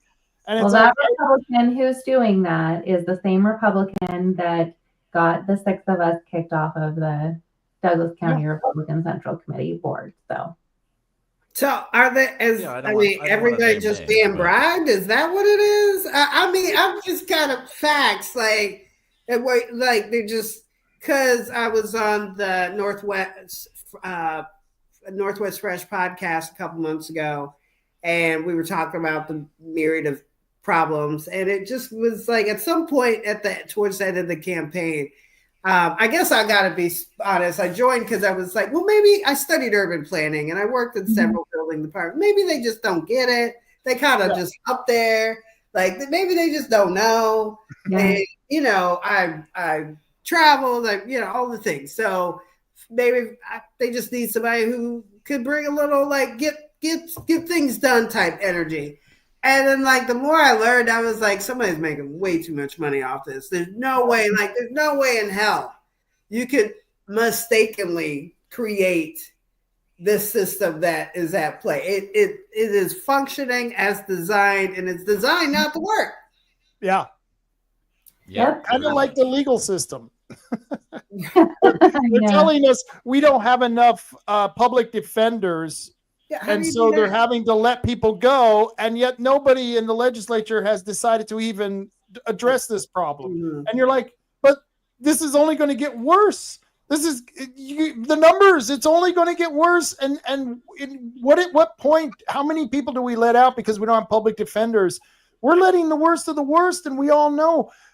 80% of the people who commit crimes are the same ones who commit it over and over. It's a recidivism rate, and we got to attack that. And it's not being attacked. There's nowhere to put these people. And it's intentional. It's intentional. There's no way you can be this stupid. Yeah. And they're all a part of it. About it, and then be smug about it. That's the thing. I'm always like, what are you so fucking proud of? You literally. Yeah.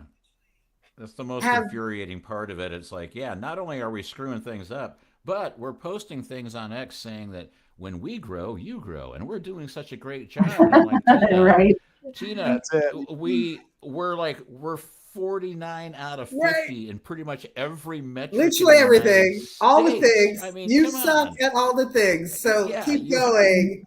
Yeah. This is the way. When and I it's suck, you suck. Yeah, right, exactly.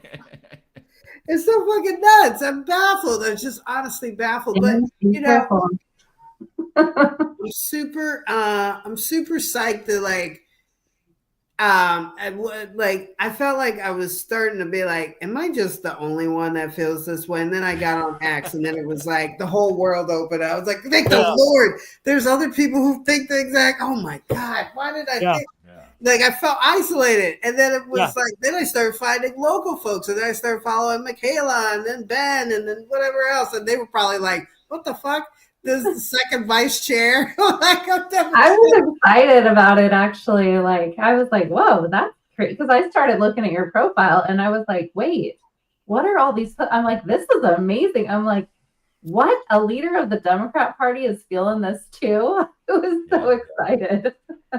I mean, and I just figured, like, I'll be frank, like, I took the role because I was like, I want to stay plugged in. And I thought, like, after this shellacking, that I was like, I know we went the opposite direction, quote unquote, but it was like that folks could look across the country. It's like, there's a shift here, guys. There's something, the vibe shift.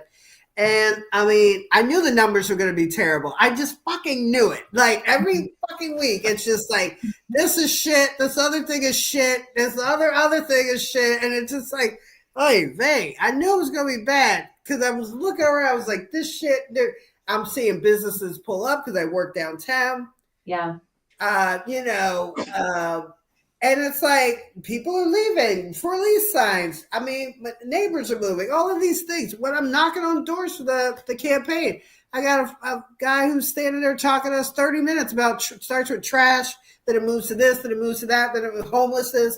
Then it's like me and my wife are trying to get out of here. We're looking at Vancouver because they're getting the 6-figure tax. That the homeless tax. So how do you sell your property though? You know what I mean? I'm here in Oregon. We've got a business now. We just hit our 30th anniversary. You know, it took years to build up these accounts. It took years to build up the quality of the product and everything that we've done. And you know, we've got houses, we've got the business, and we're rooted here. And people say that all the time. Well, get up and leave. If it were only that easy. Yeah. How do I get the hell out of here? Do you give me an exit ramp? I'm never leaving Oregon. I'm never leaving Oregon. I don't care. Yeah, well, when I left Oakland, I would love San Francisco. I would love to retire here. I've been like looking for homes for, the last few years, just kind of lightly looking, but it's like, this is a beautiful place, man. It's like, it's gorgeous. Like, I love New York, but I got to go way up to the Catskills to get something like this. Exactly. Right. Like, this is gorgeous. I just step outside. I've got cherry blossoms falling down. This could be like, there's so many ways to make money here. It's like, or potentially like, this could be like movie capital of the world, you know, like have all the different ways. It's like the timber, you got this over there, you got that going. Look, let me be governor. This shit would be on fire. I'm in, Ciatta. I want you for governor. Just sitting here. And we've been going at this for an hour and a half now, and I'm convinced. I'm going to be your biggest supporter for governor. Whenever you want to run, we're here.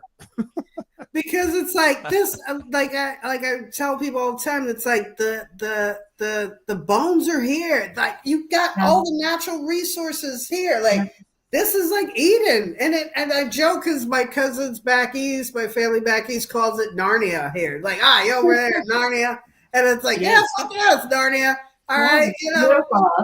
But we can't like make policy based on unicorns and fairy dust. Like, and we still have to make adult decisions. And I feel like, unfortunately, like I mentioned earlier with the guys, Michaela, that it's like it literally might have to crash. Like, it literally might have to crash for people to like wake up out of this delusion because you know. Rocks are hard and water's wet.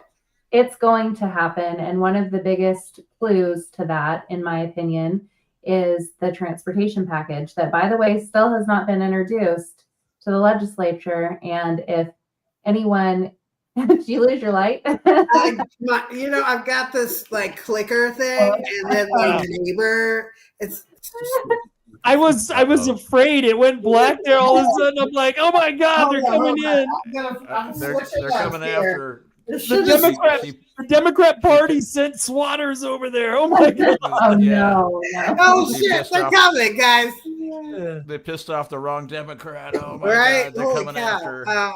But go ahead, Michaela. I'm sorry. Did- I'm Yeah, sorry. no, just the transportation package, and I have some insight because I'm part of Umpqua Public Transportation District, but the transportation package is supposed to be massive, and the Oregon Transportation Association, which is like the lobby arm for ODOT, they have been really working hard to put together this, to sell everybody on this transportation package for over a year. And it's going to increase your gas tax. I mean, I think it's like 20 cents a gallon.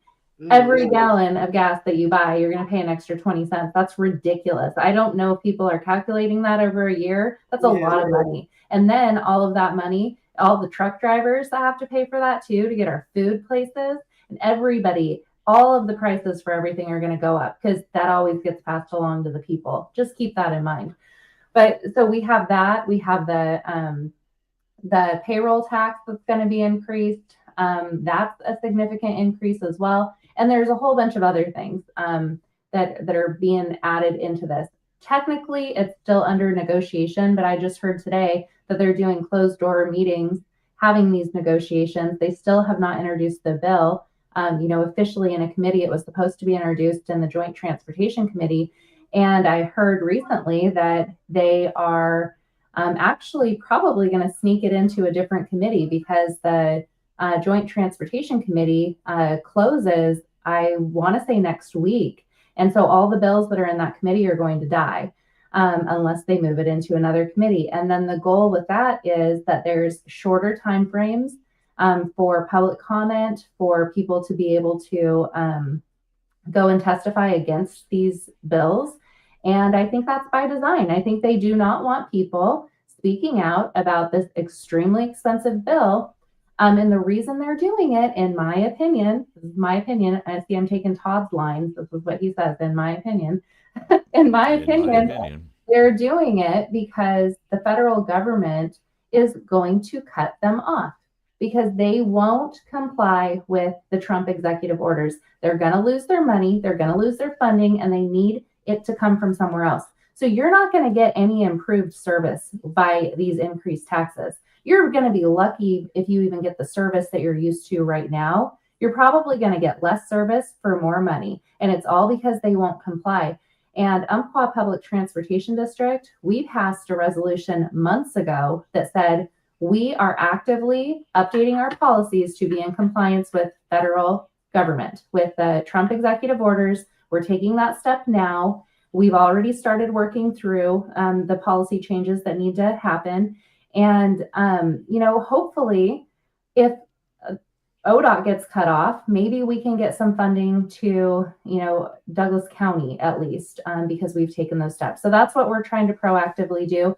But I think that's a smart idea. That's a preemptive step that I think you're going to start seeing. I would imagine you would start seeing cities and counties on the east side of Oregon start doing things like that, taking those preemptive steps if they already haven't done those type of things. You would hope that they would do that. Yeah. So would you address the comment that Kathy has here? Michaela? I will say that is unconfirmed. Okay. All right. Unconfirmed. That's why I asked. So yeah, I mean, in I Coos feel County, like we had one of the commissioners they were trying to keep ICE from detaining people or retaining people at the jail, and it was like, okay, two of the commissioners voted against it, one voted for it, and my whole premise to them was, I wrote them all a letter and I said, the whole idea is you want to get on board with what the administration is doing, because when the state of Oregon plays this FAFO game with DJT, they are going to lose, and we're all going to lose all our federal funding. So if you pass something that says, yes, we will help the ICE people, we will not get in your way, then maybe some of that federal money will get funneled into Coos County, bypassing the state. And that's Yes, basically what I told the commissioners. And I was like going, this is the way you ought to address it. And well, one commissioner agreed with me and the other two didn't. So yeah, they're basically saying, yeah, we're not gonna comply with ICE. Or I think wasn't it just a resolution? It wasn't like, Rob would know. I think it was just like It was they a wanted proclamation. It was a proclamation, and it's like, it's funny. They got proclamations, they got resolutions. I forget the other word for the other fancy thing. And then there's an actual ordinance, and an ordinance has to have a directive, and to be a good ordinance, it needs a punishment. So there's your line of whatever they call it. Yeah, the whole point is if we show that at least we're trying to be in alignment with the current administration, then when Oregon gets shut down, maybe some of that money can get trickled into Coos County. Well, Portland's doubling down, and Mayor all the way down. They're no, we're 100%. It's like, all right. Well, I mean, for a state that depends on like 30% for federal funding, yeah. Mm-hmm. Okay. Ciatta, that's the funny thing. You hit the nail right on the head. By accident, just with all our natural resources, we should be the richest freaking state in the whole union. And yet here we are, 30% dependent on the federal government. And it's like, well, if you pulled your head out, you could actually be giving Trump the middle finger right now, because you wouldn't need him. But somewhere down the road, you're going to have to go hat in hand and say, Mr. President, I need something for this, that, or the other thing. I mean, there's a wildfire, God forbid, or some other emergency. Yep, it's coming. It's coming. Like, look, hey, what are you going to do? I mean, hey, it's like, all right, well, I don't know. It just feels like, I mean, I tried to tell y'all, but okay, that's what you want to do. I mean, it's like, Dean will be calling Donald Trump, and he's like going, "Oh, I'm not taking that call." I've already ghosted her. We already saw how he treated. Was it New Hampshire or Massachusetts? I forget. Maine. Yeah, the Maine, where it was like, I'm looking forward to that lawsuit. All right, we'll see you at 20. How's that lawsuit working out? I mean, it's funny. I just feel like at this point, I don't, because more of my heart hurts because a lot of good people who are really vulnerable are going to get hurt. Yeah, it's true. And so that's, for me, the most hurtful part of this. But ego and pride, what they say, and unfortunately, it literally has to, I feel like it just has to all fall down. All fall down. And that's kind of what we're waiting for. And, it's the nice thing about being in Coos County. The heaviest part that's going to fall is Multnomah, parts of Lane County, and where the capital is, and we'll be just fine. You know what I mean? It's like we'll make it through. We'll take some bruises, but we've been doing subsistent living for quite a while.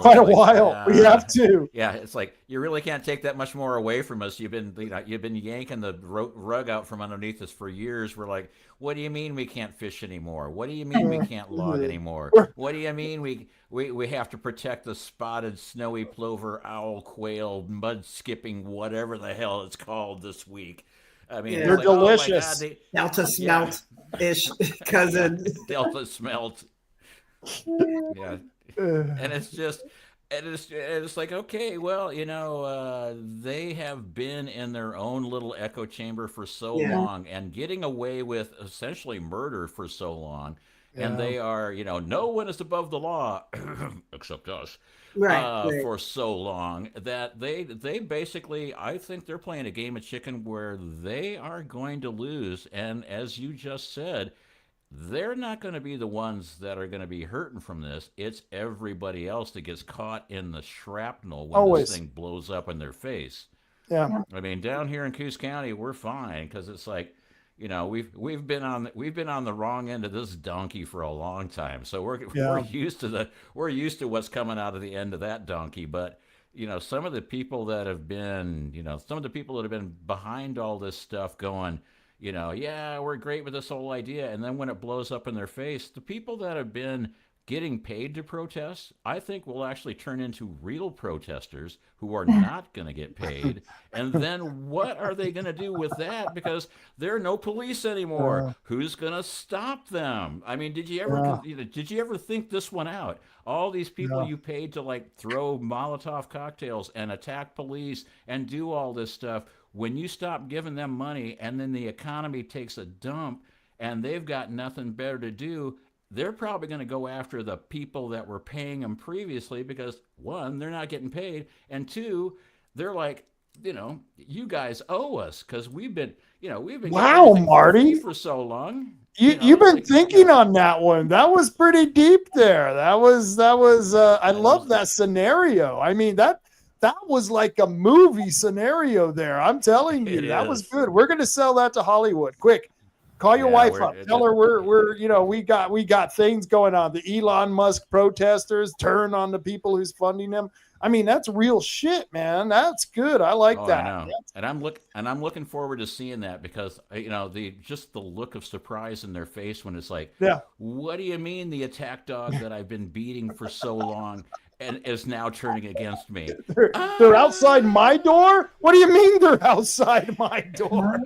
Wait for it. And all my security guards quit. I'm so sweet. Absolutely. Oh, well, boy, we've gotten crazy. I'll tell you what, it's to the point where I don't know, if you didn't laugh so much about it, you would cry, wouldn't you? Ciatta, it's like it's if you took it too seriously, you would go absolutely insane. And so I love having you on here. We got to get you on here again. This was a really good time. Absolutely. Thank you. I mean, but I want to be clear. Like, I'm hopeful because, again, post-election, and I'm talking to people from whomever, whatever team color you're wearing, that they all see it. They're all equally pissed. And I just want to this is why I'm like, America first, people. I don't care what team color you're with. Like, you get it. Let's partner up and let's make it happen our own different way because, it could one person's working on the county. I'm going to shoot for the Portland City Council. Another, you're working on this and you're working on that. Everybody's working on their own piece of the pie and just like, we can make it a more perfect union. I think people are just like, and the reason why I'm being so loud about it here, it's like, you're allowed to say this, guys. Because, I mean, Coos Bay, you're allowed to say it. Where you're at, Michaela, you're allowed to say it. But here, like you said, you might get knocked over the head for saying such a thing. And it's like, no, you're allowed to say it. You don't have to whisper in my ear. I get it. But also, you get to say something because you're from here. Like, what? I'm a vagabond, you know what I mean? Like, I love it here. I want to retire here, but it is like, ultimately, y'all got more skin in the game than I do. So I just want to make it okay for folks to say like, hey, wait a minute, I'm fed up and I'm not going to take it anymore. There you go. There you go. Yeah, my favorite line from the movie Network, I'm fed up and I'm not going to take it anymore. Yeah. And all of a sudden, everybody in the apartment complex and everybody up and down the city streets were leaning out their windows. He's going, go to your window, lean out and yell, I'm fed up and I'm not going to take it anymore. And pretty soon, everybody was. So I think we're getting to that point. We're getting to that point in the movie. Speaking of movies, we're getting to that point in the movie. That point Everybody in the lean movie. out your window and start yelling. But thank you for having me, Robin. And Marty, great meeting you. And Michaela. It was great to meet you. It was great to meet you. I really enjoyed this, and we'll have to do this again. Definitely. I just got a feeling you're going to be up to something. You're going to be up to something, and I want to hear what that is, Ciatta. I want to hear, man. I'm working on some things, but yeah, I'll definitely stop by and let y'all know. Keep you updated. Cool. All right, Michaela, anything you want to say before I get you out of here? Yes.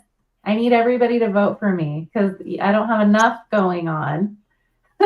Yeah. I'm also running for Roseburg Urban Sanitary District, position 2. And I'm planning to help out there too. So vote for me if you're in Douglas County, if you're in Roseburg. Cool. All right. You take care, okay? All right. Bye, guys. It was good All right. hanging out. Bye, Ciatta. Take care, y'all. All right. Oh, whoops. Marty, hold on, Marty. I didn't mean to remove you. There you are. And am Oh, I back? wow. Am I back? Can you hear me now? Let's move that zoom in out. Yeah, I can hear you now. Okay. Yeah. I like Steve's comment. Why do I get the feeling that Marty's going to whip out a pint of Ben and Jerry's at any moment? You look like a see? pint of Ben and Jerry's. Yeah, I do. I mean, it's like, okay, I kind of went overboard on the whole like tie-dye thing, but it was the shirt I was wearing when the show came on, so why not, But yeah, did you see that the guy who was one of the Ben or Jerry, I forget which one, but he was at the RFK hearing, and they had to like haul him out. They had to take him out, and drag him out of the meeting. And I was like, wow, he's really getting upset about the fact that Ben and Jerry's was found to have like a lot of glyphosate in their and fake dyes and whatnot in their ice cream. So, anyway. Yeah. Yes. But I thought that was kind of funny. Yeah, a little bit of tie dye, and all of a sudden I'm a Ben and Jerry's guy. You're Ben and Jerry's guy. I don't know. I was never that impressed with him. I don't like chunky ice cream. I don't like surprises. I want to know what's in my ice cream. Yeah, I had it once, and I just went, really? I'm paying that much for like just this little bit of ice cream that's got crap in it? No thanks. It's got crap in it? Yeah, well, Hey, they did come up. I think, weren't they the first one that came up with that cookie dough idea? Now I have to give them credit on that. That cookie dough ice cream. That could be it. Yeah. That was some deadly stuff. And they had Cherry Garcia, which was guaranteed to put you into a coma, I think. But anyway. Yeah, like I said, I never, and I like ice cream. I like ice cream, but I don't know. I was never a big Ben and Jerry fan. So, are you a conservative and interested in making a real difference? Meet like-minded people. Become a voting member. Recruit and support local conservative leaders. Coos County Republicans, join us Thursday, May 22nd at 6 p.m. at the North Bend High School Multipurpose Room. Thank you for doing that. The future. Oh, hey, just put the cards in front of me. I'll read them. That was cool. I didn't want to, because, I've been drinking this soda over here, and I'm starting to see the words a little blurry now. And I'm so much happier that you took care of that. We're having a meeting on Thursday. Unfortunately, I will be on the Erie Canal, so I won't be able to make it. Oh, you are, Yeah, and Rob. he's right, Steve. I'm absolutely the more half-baked guy. Definitely. Yeah, well, you've been drinking the sodas all night, which are wait, isn't this one of our sponsors? It's the Herbal Choices Mary Jones. It's not Jim Jones grape Kool-Aid. It's the Mary Jones grape infused soda. Grape infused Mary Jones. Or no. Yeah. Or TBD infused grape soda. Either way. Herbal Choices. Herbal Choice. Choice. And they're nice. They keep them. They're nice and cold. So you get them and they're all nice and cool.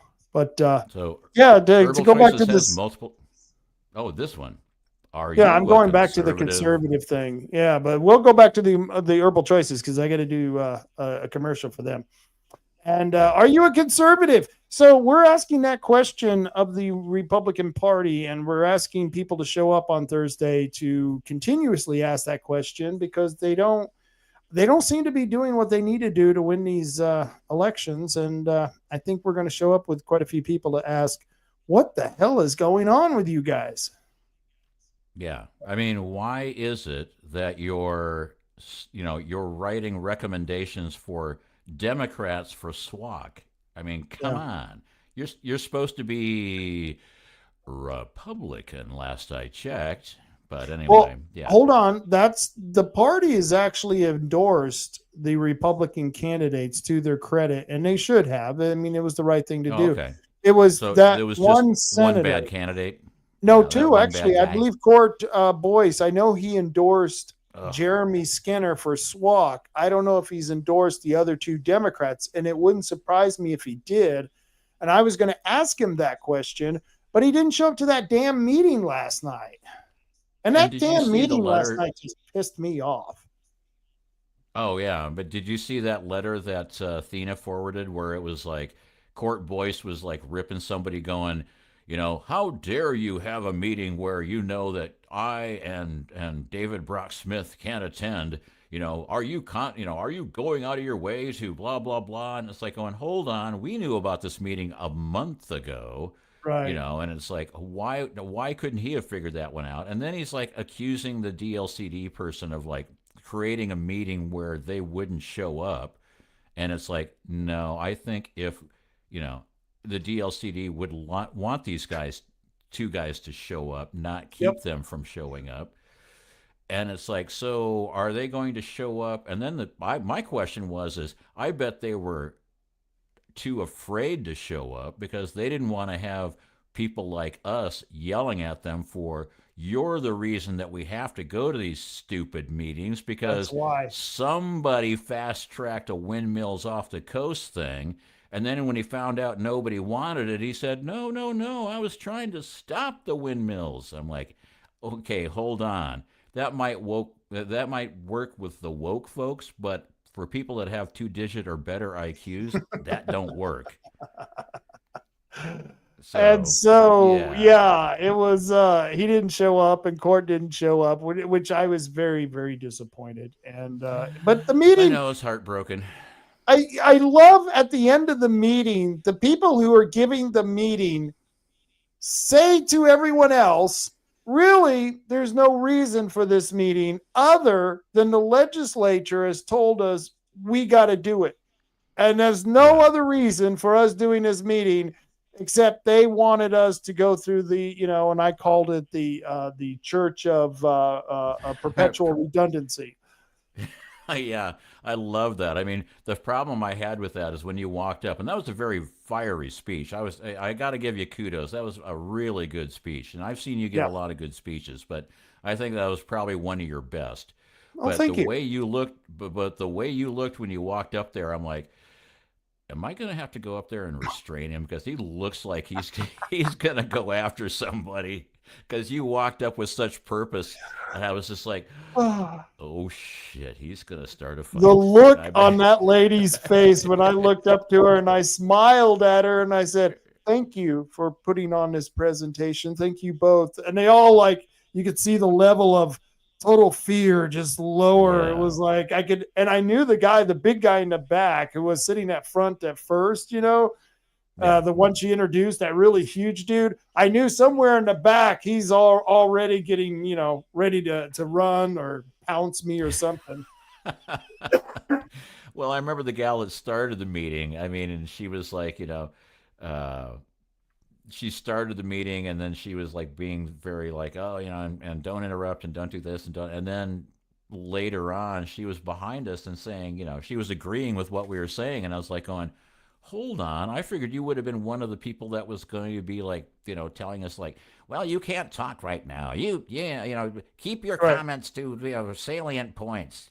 And so I was like, wow, she's actually kind of coming over to our side. Yeah. Yeah, she was. I'm giving that speech and I'm telling them that they're doing the bidding of the devil is what I'm telling them. It was a fire and brimstone speech. And she's back there shaking her head like, yeah, she was getting into it. And I'm like, either I'm delivering one hell of a speech here. I don't know. Maybe she does agree with us. I don't know, man. But it felt good because 2 hours of listening to somebody give me the same speech that I've already heard, 6 times at least? Well, and they were covering the same ground, and they were sort of expanding on it, saying, we need more information, we need more feedback, and we need to come up with ways to, get more community involvement. And I'm going, well, no, what you need to do is you need to look at the fact that 80% of the people that came out to vote said, no, we don't want wind turbines, and just find that exit ramp and leave. I mean, I know you're a bureaucrat. I know you don't know how to do that. But at least you could spend from now until when the money runs out creating a lot of useless paperwork that at least will make you feel happy about the fact that you showed up and created a lot of useless paperwork. So I don't know. And what makes me mad is that we have to go through the motions, because if we don't show up, they will say, "Oh, look, they're all for it because nobody's here against it." And nobody showed up. Nobody showed up to complain. So obviously everybody loves it. We've changed their mind. And so we're now going forward with the wind turbine project. And it's like, God dang it, we all had a football game to watch. Yeah. I was in a self-induced coma. I mean, I'd rather get a colonoscopy than to go to one more of those meetings. But well, I like the idea of bringing our own recliners. I think I'm going to do that. I got a really nice lawn chair. I'm going to bring my lawn chair, and I think I'm going to bring a pina colada. I'll see if my wife. I was thinking lawn chair and a cooler with like a 6-pack in it, and I don't know, some other stuff. Maybe a boombox so we could play some Led Zeppelin or something. It's like, oh yeah, we're just here to watch the presentation we've seen like 8 times.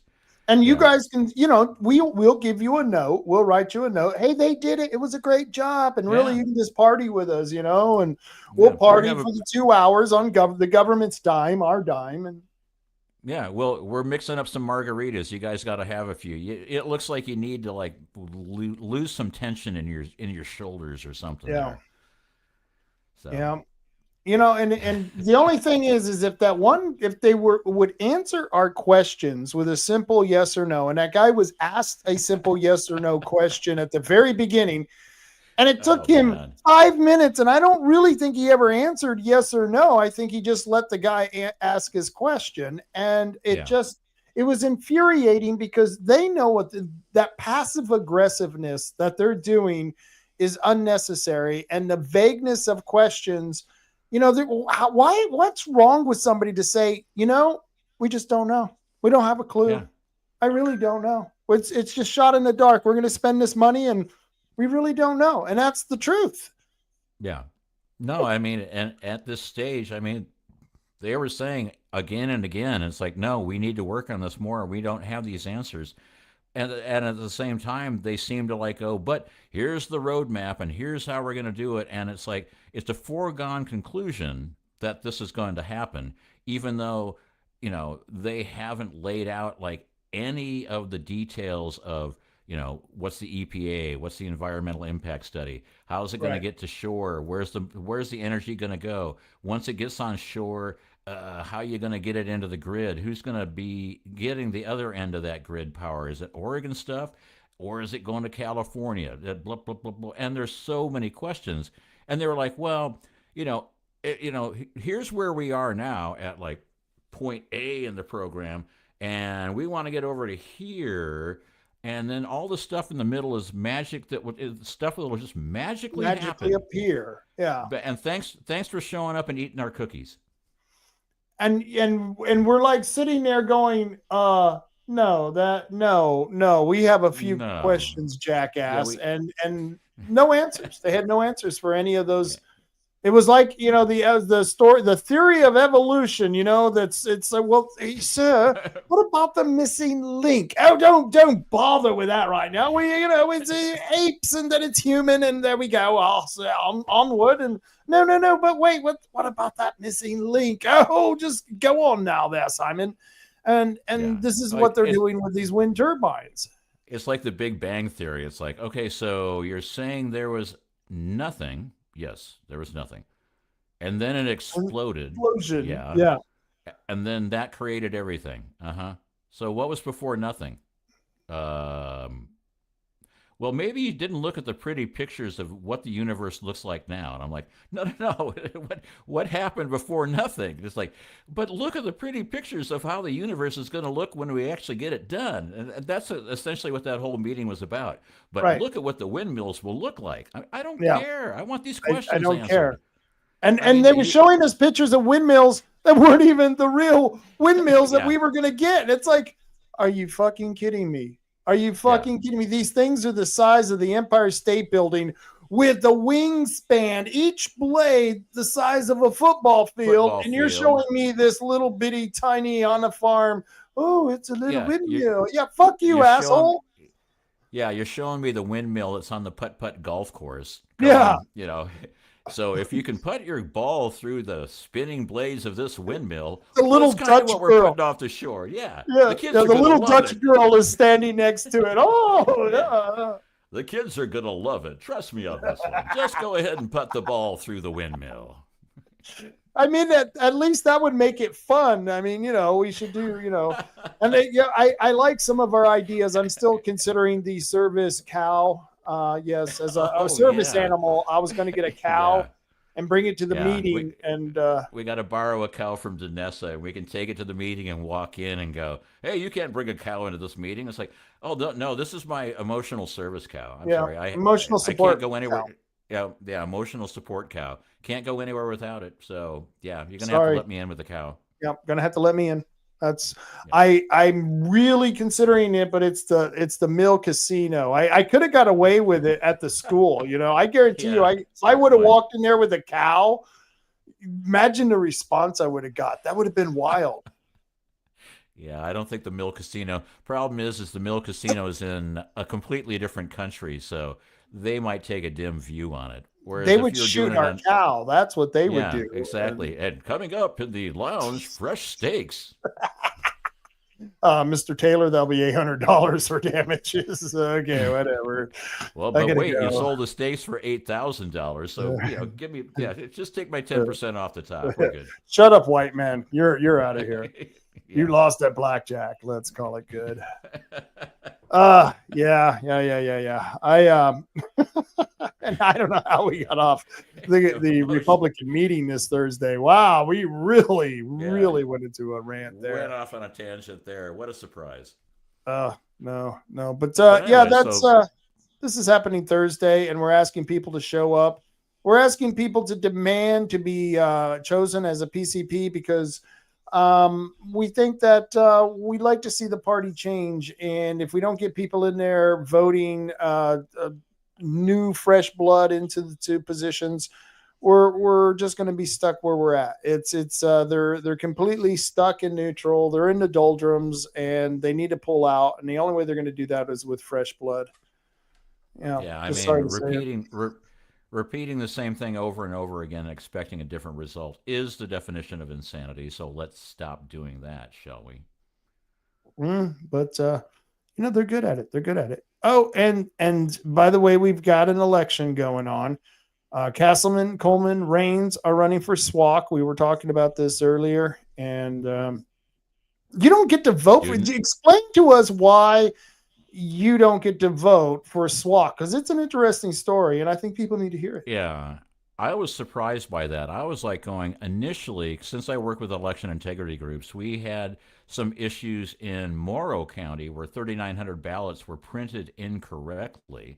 And so I had that in my head, and I opened my ballot. I'm going, what the heck? Where's my SWAC? I can't vote for anybody for SWAC. And it was like, last I looked, the coverage map for Southwest Oregon Community College was basically Reedsport to Brookings. So it was all of Coos County, all of Curry County, and Right. a little bit of Douglas County out on the West Coast part. And so I sent an email to Lark, and I said, Lark, did I get a bad ballot? Why can't I vote for SWAC? And she said, oddly enough, since you're south of McTimmons Road there in Bandon, you're not in the Bandon School District. You're in the Port Orford Langlois School District, and which means you're not getting taxed for SWAC. So therefore, you can't vote for SWAC. And I looked at my property tax bill, and sure enough, I'm not getting taxed for SWAC. So how is it that when Curry County was added to Southwest Oregon Community College in 95, because it was started in 1961 in Coos County, and then in 95 or so, they added Curry County. And so basically what happened is I guess school districts had to sign up to be part of the SWAC taxing district or something, and Langlois, Port Orford didn't. So if I was a block north, I could vote for Bandon School District, and I could vote for SWAC. Since I'm south of McTimmons, I'm in precinct 18 in the 3 miles north of the Coos Curry border to like 4 Mile Road or McTinnis. I'm sorry, we cannot talk to you, precinct 18 people. The people like you, we don't associate with precinct 18. You have to get Precinct back to 18. your little woods. We don't even allow you here. Why are you here? Yeah, because we are making the tigers very emaciated at the Wild Animal Park. The That's what we tigers do. are emaciated. Yes. We taunt the tigers. So no, so I can't vote for SWAC, but that doesn't mean you shouldn't vote for SWAC. Right. And the people that can vote for SWAC, please vote for Castleman, Coleman, Raines, because it's common sense for SWAC. It's student safety, career paths, leadership, and can we get the pedophile or can we get the sexual offenders out of the GED programs, please? Yeah. Not like the other people who are all pro-pedo. They're pro-pedo people, and I'm not voting for that crap. James McHenry, I like the alliteration, says, though. Yeah, I do. The iteration is great. I'm going to work on that. I'm getting better. He says only small ponies and dogs are considered as service animals. I didn't know this. Oh, I've seen cats. I've seen people on planes with cats that say, "Oh, this is my emotional support cat." I'm like, okay, wow. So here's the deal, James. Let me explain to you how the world works. Okay, I know you probably think the sky is blue and the sea is green and all that kind of crap, but let me explain to you, James. Okay, let me explain. My cow identifies as a small pony. So, prove otherwise. That's my truth. Last time I talked to the cow, he said his name was Rover and he was a dog. He was a dog. That was the other cow. Yeah, we're going to have to take this cow in for treatment because it doesn't know whether it's a small pony or a dog. Only in today's America can two cows be part of a dog and pony show. That's amazing. I don't know how we got there. Well, there you go. And there's the legislature in a nutshell. It's a cow and a dog and a dog and pony. Or it's okay. Only two dogs. Only two cows can be a dog and pony show in Oregon. Yay. Thanks, James. I really appreciate it. And that is Oregon in a nutshell. In a nutshell. For showing up. So you and I so re-elect your... Yeah, we don't get a vote for this, but re-elect your North Bend School Board, District 13. We got Jim Jordan, Dallas Pettenbrink, Mary Schilling, and Julie Thies, or is that Thies? I think it's Thies. I'm not sure how to pronounce that. I'm going with Thies because, I don't want to go, hey, vote for Julie's Thies. Huh? Okay, Julie That Thies. would be, I know. You're going to HR. They're going to call HR on you, and you're going to be in trouble. Yeah. So don't forget to vote. If you're in North Bend School District, those are the people to vote for. It's important to vote for Marcia Jensen as a vote to keep child molesters out of our local college. Sexual offender Curtis Buell is paid to work with minors at Southwest Oregon Community College. He's working a GED program. What's that? I could never read that. Let me put my glasses on. I can't read that. Wow. There we go. You just have to get close enough to the screen. That's it. There you go. Important to vote for Marcia Jensen is a vote to keep child molesters at our college. Oh, I didn't see the at our college. So you're saying if we vote for Marcia Jensen, we're voting to keep a sexual offender working with minors trying to get their GED at SWAC. That's her platform is child molesters. Yeah, whoever made that graphic, and it's a nice looking graphic, but I think the way it reads, it almost looks like you should be voting for Marcia Jensen. It should be, do you know? There's got to be more negative before you get to the name because it's like important to vote for Marcia Jensen is a vote to keep child molesters out of our college. I didn't see the at. I thought it said out at. Oh shit, man! Oh no! So I said it wrong. I said it wrong the first time. I was like, wow. So anyway, one of those wild rednecks. Marcia Jensen bad. Yes. Yeah. Marcia Jensen bad. And there you go. Put it that way.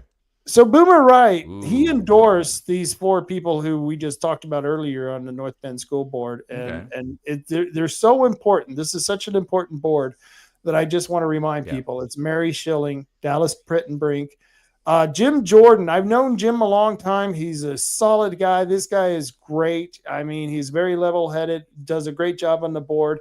And then you have Julie Thies, and great people to vote for.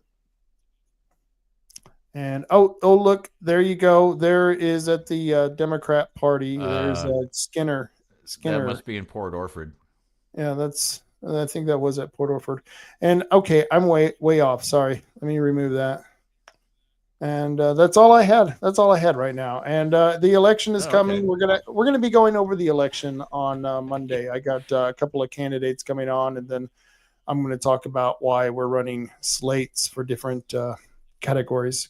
Because we got like 3 slates. We got the college slate, which is Danessa, Rick Coleman, and Chris Castleman. Then we got the slate we just showed you on North Bend, and then we got a slate here in Bandon, which is Matthew, gosh, and his name isn't coming to me, and I hope someone sends it to me. Wicken or Whitmer. There you go.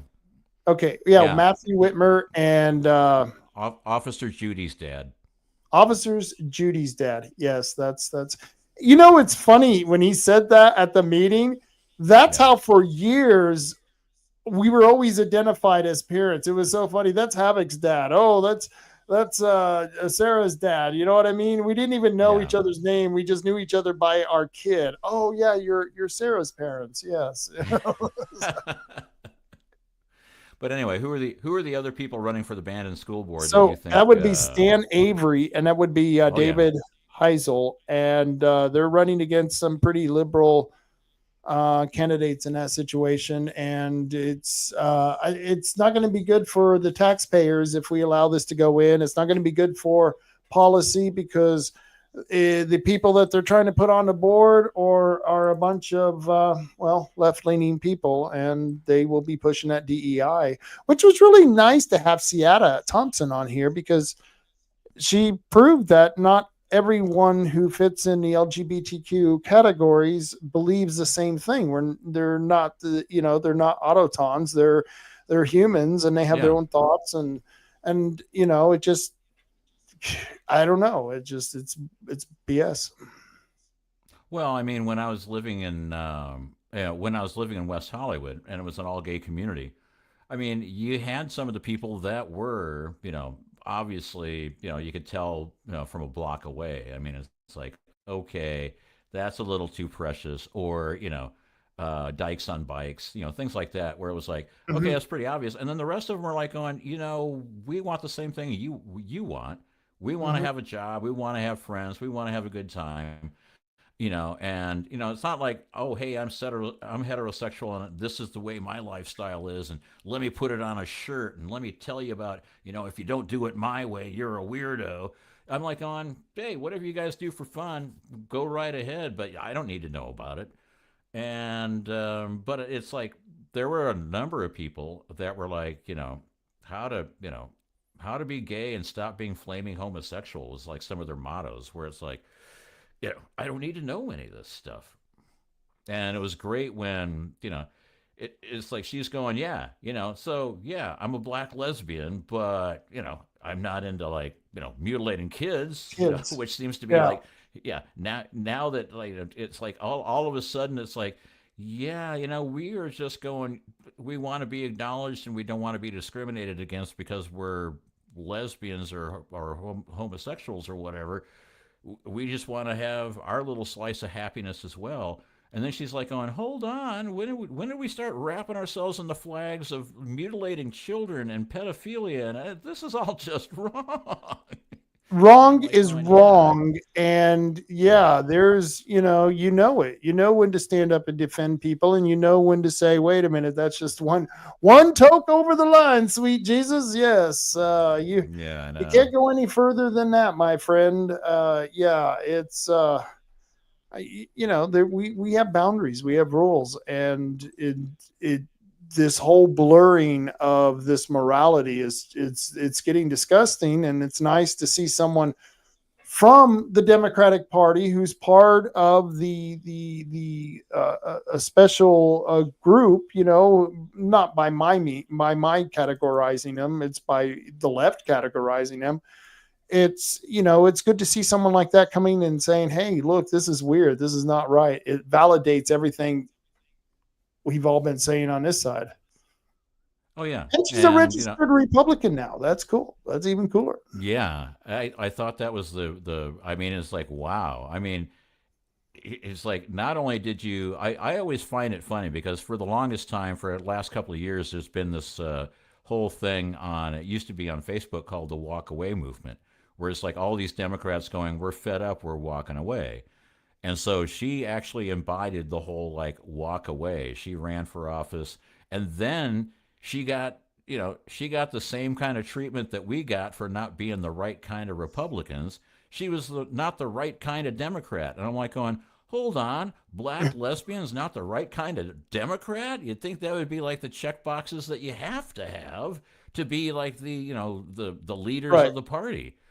But oh my God, you said the wrong thing, and now you're getting doxxed and you're getting harassed, and you're like, well, welcome to the side of acceptance. Yeah, we got a bunch of jerks on the Republican side as well, but we're not there. We're the kind of the people in the middle that are like going, we're MAGA. We believe in the United States. We want common sense. We want our laws followed.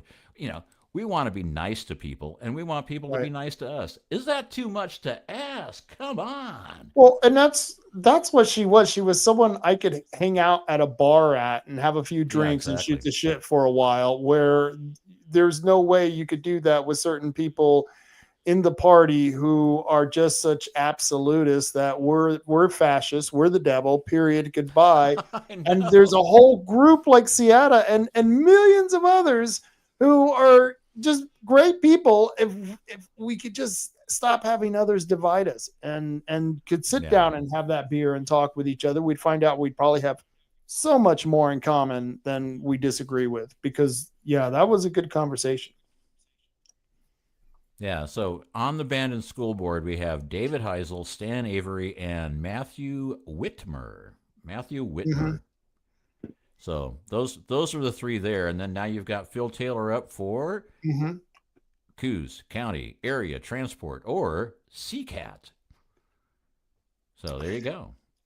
And this is the one that's in the county. It's the county area, Coos County area. It's the other bus, and I forget the name of the line. That's the one that brings the transient people down from Eugene. They come from Portland, go to Eugene, and then they come here, or they're coming up from California, and they drop them off at the what's it called? The Ray's Supermarket up here, right here in the parking lot. I don't know if you've ever seen that here in Bandon. Really? Yeah, where they get off the bus and there'll be like 3 or 4 guys, and you can tell the tattoos, the green hair, and, it looks like they haven't showered in a while, and they've got backpacks, and they get off here in Bandon, and you're like, oh boy. So that's the bus that goes from Brookings to basically Coos Bay. Right. And continues on to Eugene, I think. Oh, okay. I didn't think that was, because I know there's the bus that does the, Brookings to Coos Bay thing, but I didn't know if that was CCAT or who the heck that is. But yeah. And this guy's this guy is interesting. He's a libertarian, and I'm voting for him on principle alone. Okay. Yeah, but, I don't know if I got the. I already turned in my vote. Once I figured out I couldn't vote for SWAC, I'm like, well, that narrows it down. I got. Did you have the hospital? Probably. It was Troy Cribbins, and Uno was one of them. That was a slate too, but it wasn't our slates, either one of them. It was, you had a slate of people who wanted to privatize, semi-privatize that quasi-public-private partnership with the government thing that they wanted to do, where they take the hospital from being a taxing district, and actually, I don't even know if that was the case after talking to Brandon here, but Brandon and his side, Dr. Uno, and I forget the other people, Kyle Stevens, who's on the port. I could never vote for Kyle, but apparently he's on the side that doesn't want to privatize it or quasi-privatize it and keep it as a taxing district. as a community hospital. And because I don't trust the people who want to privatize it, quasi-privatize it, I'm going with Brandon, who doesn't want to do the private-public partnership. Because you know how that always goes. It's like private, profit, public. Yeah, it never works out well. Never works out well. Yeah. And then so there's that's someone slandering this guy. They're talking about this guy going around basically saying he was drunk or just out of it and being rude and having problems. And I don't know what the hell it was. Oh, here it is, James. Yeah. Curry County Transit on the Coastal Express. Their Coastal Express starts in Smith River, California, and ends in North Bend at the Dead Pony Mall. Cool. He's the guy who knows. So you were saying about Brandon? I'm sorry. Oh, no. I mean, it's like, okay, well, he obviously is on our side then, or doing things that we want to get done, because normally if it's somebody that's doing stuff that we hate, they never get slandered. It's the people that are doing things that we like are the ones that get slandered and you know, get besmirched. Yeah. They get drugged through the mud. Mm-hmm. And it's like, yeah. So obviously this is the guy to vote for. If they say he's bad, then that's all the endorsement I need.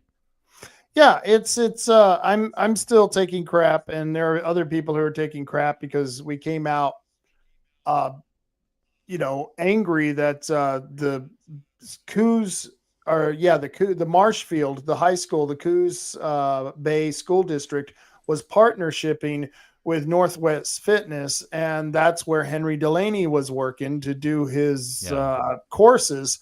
And people came out. Anyone who was speaking badly about him, there were a lot of people still giving him shit on Facebook. And it's like, after all that we know about this guy, are you people seriously standing behind him? And yeah, to this day, there are people who still standing behind another rapist allowed to be around children. I don't know what the hell's the matter with this county. It's kind of screwed up. Well, and the biggest problem is like you could probably count the people that think this way on, two hands, maybe. Mm-hmm. Yeah. And it's like, we're talking 20, 30, maybe 40 people in the county that are this unhinged and this wrong, but oh my God, they can't shut up. And they have a megaphone and they don't have any issue, using it over and over and over again. And then they'll use 50 different pseudo accounts or alias accounts to make it look like there's 50 more people than there actually are to do this kind of stuff. And you're like, get over yourself. You realize that out of the 70,000 people that live in Coos County, there's 50 people that are scumbags, and the rest of us are pretty nice. So hey, pretty nice. Let's do the pretty nice stuff and ignore the scumbags. Thank you. So James is saying CCAT. Express. Yeah. Yeah. Go for it. Florence Express that starts in Coos Bay and ends in Florence at the Three Rivers Casino. They've got another casino in Florence? Really? Oh, wow. I that sounds like a cool trip. Going up to Florence, you could sleep on the bus. Yeah. And go up to the Three Rivers Casino. And if I like that restaurant they have at the casino there. I don't go gambling, but I do like to eat. And someone took me over there for lunch, and it was fairly inexpensive, and it was really good. I had French dip and fries, and it was some really good stuff. I was quite impressed with it. The person I was with got to have breakfast at 2 p.m. So yeah, it was. Wow. I like having that. I like being able to do that. So thanks, James. People might want to go up to Florence. And I got to do a quick commercial for my 3H tree service. Yeah, I was going to say, where's the 3H commercial? 3H commercial. I'll be the last one when the lights go out. I'm down to one last breath, but I can't stop now. We all fall down sometimes, yeah, but that's just life. So cross my heart and hope to die. Baby, I was born to fight the fear when I feel like dying. I'm trying to fly high, but I'm not a pilot, can't deny it. There's some days I feel idiotic, just a product of a system where you're lucky just to make a dollar. That ain't gonna stop me cause my grind's contagious. Do what it takes to turn passion to paychecks. And if I go down, I'ma do it on my terms. And every single problem is a lesson that I learned. The darkest night, when things seem so broken. Wow. That's cool. That was a huge tree they were taking down, and yeah, that's cool.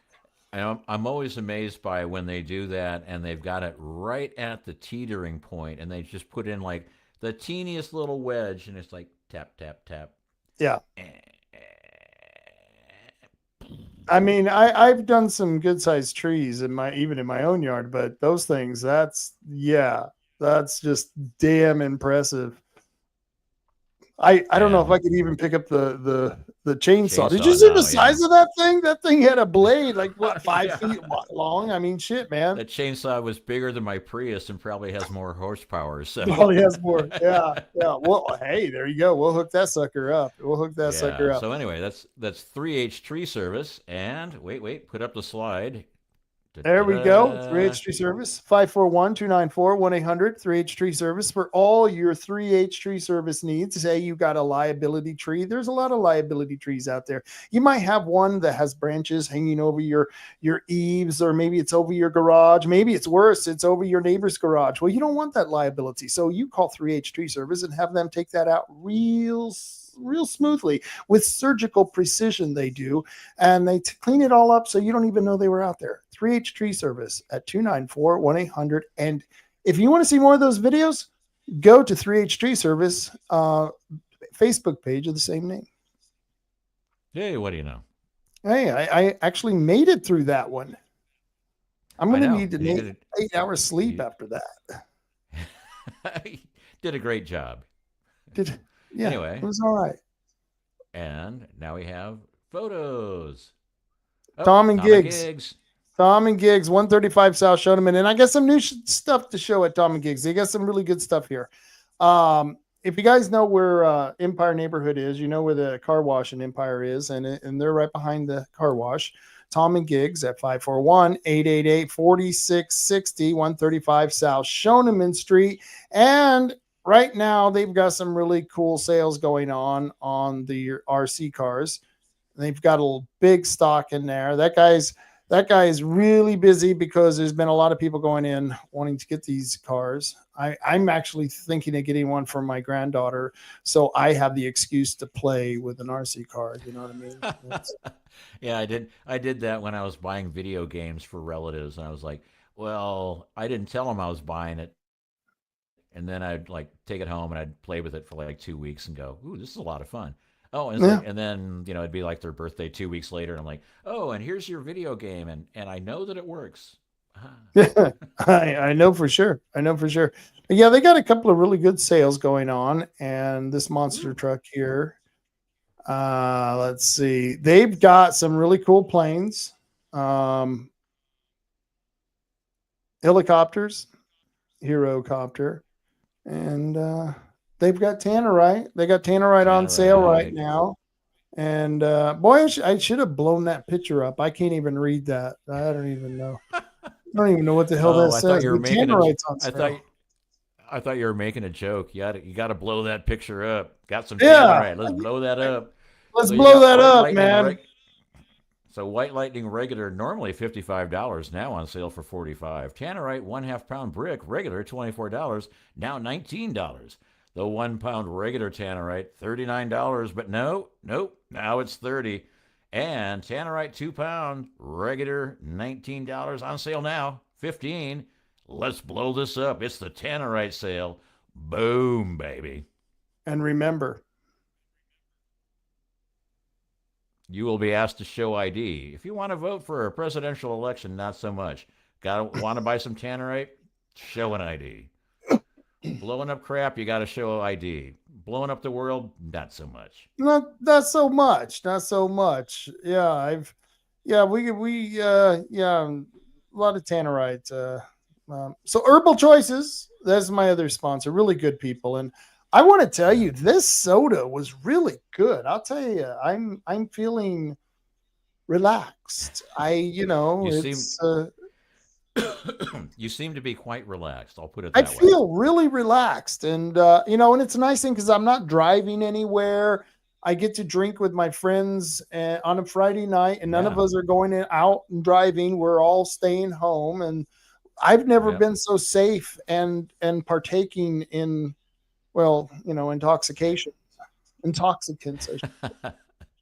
So Herbal Choices has multiple locations all over the South Coast. You got to be 21 years or older, but and that's the law. they have the what is it? It's not the Jim Jones grape Kool-Aid. It's the Mary Jane grape Kool-Aid. Mary Mary Jones. Yeah, this is some really good stuff. So I gotta show this. Is Mary Jones, and cannabis infused grape soda. And people might be going, oh, you don't want to encourage people to do that. But the thing is for those of us who already smoke marijuana, we won't be smoking it because we'll drink and get high, and then we don't have to smoke it and mess up our lungs. At least that's what I'm thinking after drinking the soda, of course. Well, that's your story, and you're sticking to it. So that's the way I work it. Yeah. Damn right, officer. So, and Herbal Choices has multiple locations, and there they are in Charleston, Coos Bay, Bandon, North Bend, and Reedsport. And they're all great stores. And very beautiful, beautiful stores. Oh, we got a comment over here. Okay. And Tannerite is Rob Taylor's kryptonite. It's kryptonite. He might be right. It sounds actually, Lenny Ketchum. What I miss? I always love it when he shows up at 2 hours and 30 minutes. And it's like, what did I miss? Well, you missed the end credits. About 6-pack and a couple of shots in. So Michaela was wasted. here. Yeah. And Michaela, and is it pronounced Ciatta? Ciatta Thompson. Yeah. So we had some really great guests. Michaela, who was essentially run out of the Douglas County Republican Party for being a true Republican, and Ciatta, who was essentially run out of the Multnomah County Democrats. Yeah. Yeah. And she voted for Trump, and she registered as a Republican. And she just changed her registration to Republican. So, it's like, the black lesbian Democrat is now a Republican in Multnomah County. And I'm like, well, that sounds dangerous. Because I'm being all a Republican in Multnomah County is like dangerous. That is dangerous. And this one's not actually a sponsor, but it's just a group of really great people. The Oregon Firearms Federation, OFF, No Compromise, OregonFirearms.org. I've been fighting for your Second Amendment rights for over 30 years. And of course, they're not my sponsors, but I like to recommend them. Bandon Gun Club, for anyone out there who has a firearm, or if you'd like to go shooting on a shooting range, check them out at bandongunclub.org. Sorry, I kind of got a little jumpy there. TyagaSportsPark.org. If any of you want to sight in your scope, they have 100-yard firing range. And once again, they're not my sponsors, but I like to let people know that they are out there, and they're looking for range officers, people who can help people on the shooting range and run the shooting range. And they'll put you through the training. It's kind of a really, really kind of a cool deal. And of course, the Coos County Neighborhood Watch. These guys are just freaking impressive. I almost go there I know I go there every day. This first thing I do is check out and see what happened the night before, because it's like every day they've already, before you've gotten up, they've already got a list of criminals who are committing crimes in potentially your neighborhood, listed right here on the Coos County Neighborhood Watch. It's so cool, man. You on that group? I'm not. Or if I am, I don't check it because it's Facebook and I'm not on there very often. So. Oh, I don't blame you. So you got a 3-digit IQ. Okay, I get it. Well, if you put a decimal point in there, sure, I got it covered. A percentage. Yeah. That's it. Let's Let's see. 99.8. Another Facebook group Oh. is Coos County Citizen Council. And of course, you can always see their podcast every Wednesday with Chris Castleman. Man, that guy is something. And vote for him for SWAC. And that's what's going on in the county. Anything you'd like to tell people before you get out of Well, here? he was running for SWAC, and he was running. What was the other thing he was running for? Chris was running for two things. Oh, he was running for the What? Coos Bay School District against Arnie Roblin. And we definitely want him to win against Arnie Roblin. Okay. Because But other than Arnie, that, no, I got nothing to say. It was a very pleasurable Friday night. I drank mostly the water, and I only had the one beer. So hey, no way. That was water Yeah. you were drinking? Damn you. oh, yeah, earlier. Huh. But when I saw her pull up a couple of beers, I was like, well, I don't want to be the only one. I don't want her to be the only one. Right. So. Very, But anyway, very yeah, so civilized another of you. great Friday evening. A lot of topics we went across. It was a lot of fun. And as usual, cough, cough, hack, we covered, I need more smoking materials, obviously. But we covered a lot of great topics and had a great time. And it's always fun to do the Friday Night Rant. And I really don't have much else to say other than the fact that I need another beer, and I think I'm going to go have a smoke. So... All right. Yeah, carry on, Coos County. Carry on. I'll see you next week, man. Yeah, and I need to rethink wearing the rainbow tie-dye because I fit in with all the books that you were showing that we shouldn't be showing in schools. So I'll wear something a little more sedate next week, perhaps. I didn't even notice when I put that. I put that up there on accident, and that's what you got from that? Yeah, I'm like going, oh my God, I matched the books. My shirt Oh, matches wow. the books. Oh, no. You got a really cool background. I really like that picture. I've told you that before. That's a cool background. Yeah, it was something I had when I lived in a basement apartment, and it had rough-hewn rock walls that I couldn't stand. So went to Kmart and got a bunch of bed sheets and made a bunch of paintings so I could hang them off the walls so I didn't have to look at the stinking walls. And so that's one of them. I mean, this is from 85. Oh, shit. It's amazing the bed sheets last that long, but yeah. Spray paint and magic marker. There you go. I'm impressed. That's it, that it lasts that long. That is impressive because you can see the colors on that vividly. It's good job, man. Well, I'll talk to you later, all right? All right. And town for the next 2 weeks, so... Oh, are you? I'll be back June 1st. I'm going to be biking on the Erie Canal. And I like the whole idea of biking on the Erie Canal because last I heard, canals are usually pretty flat.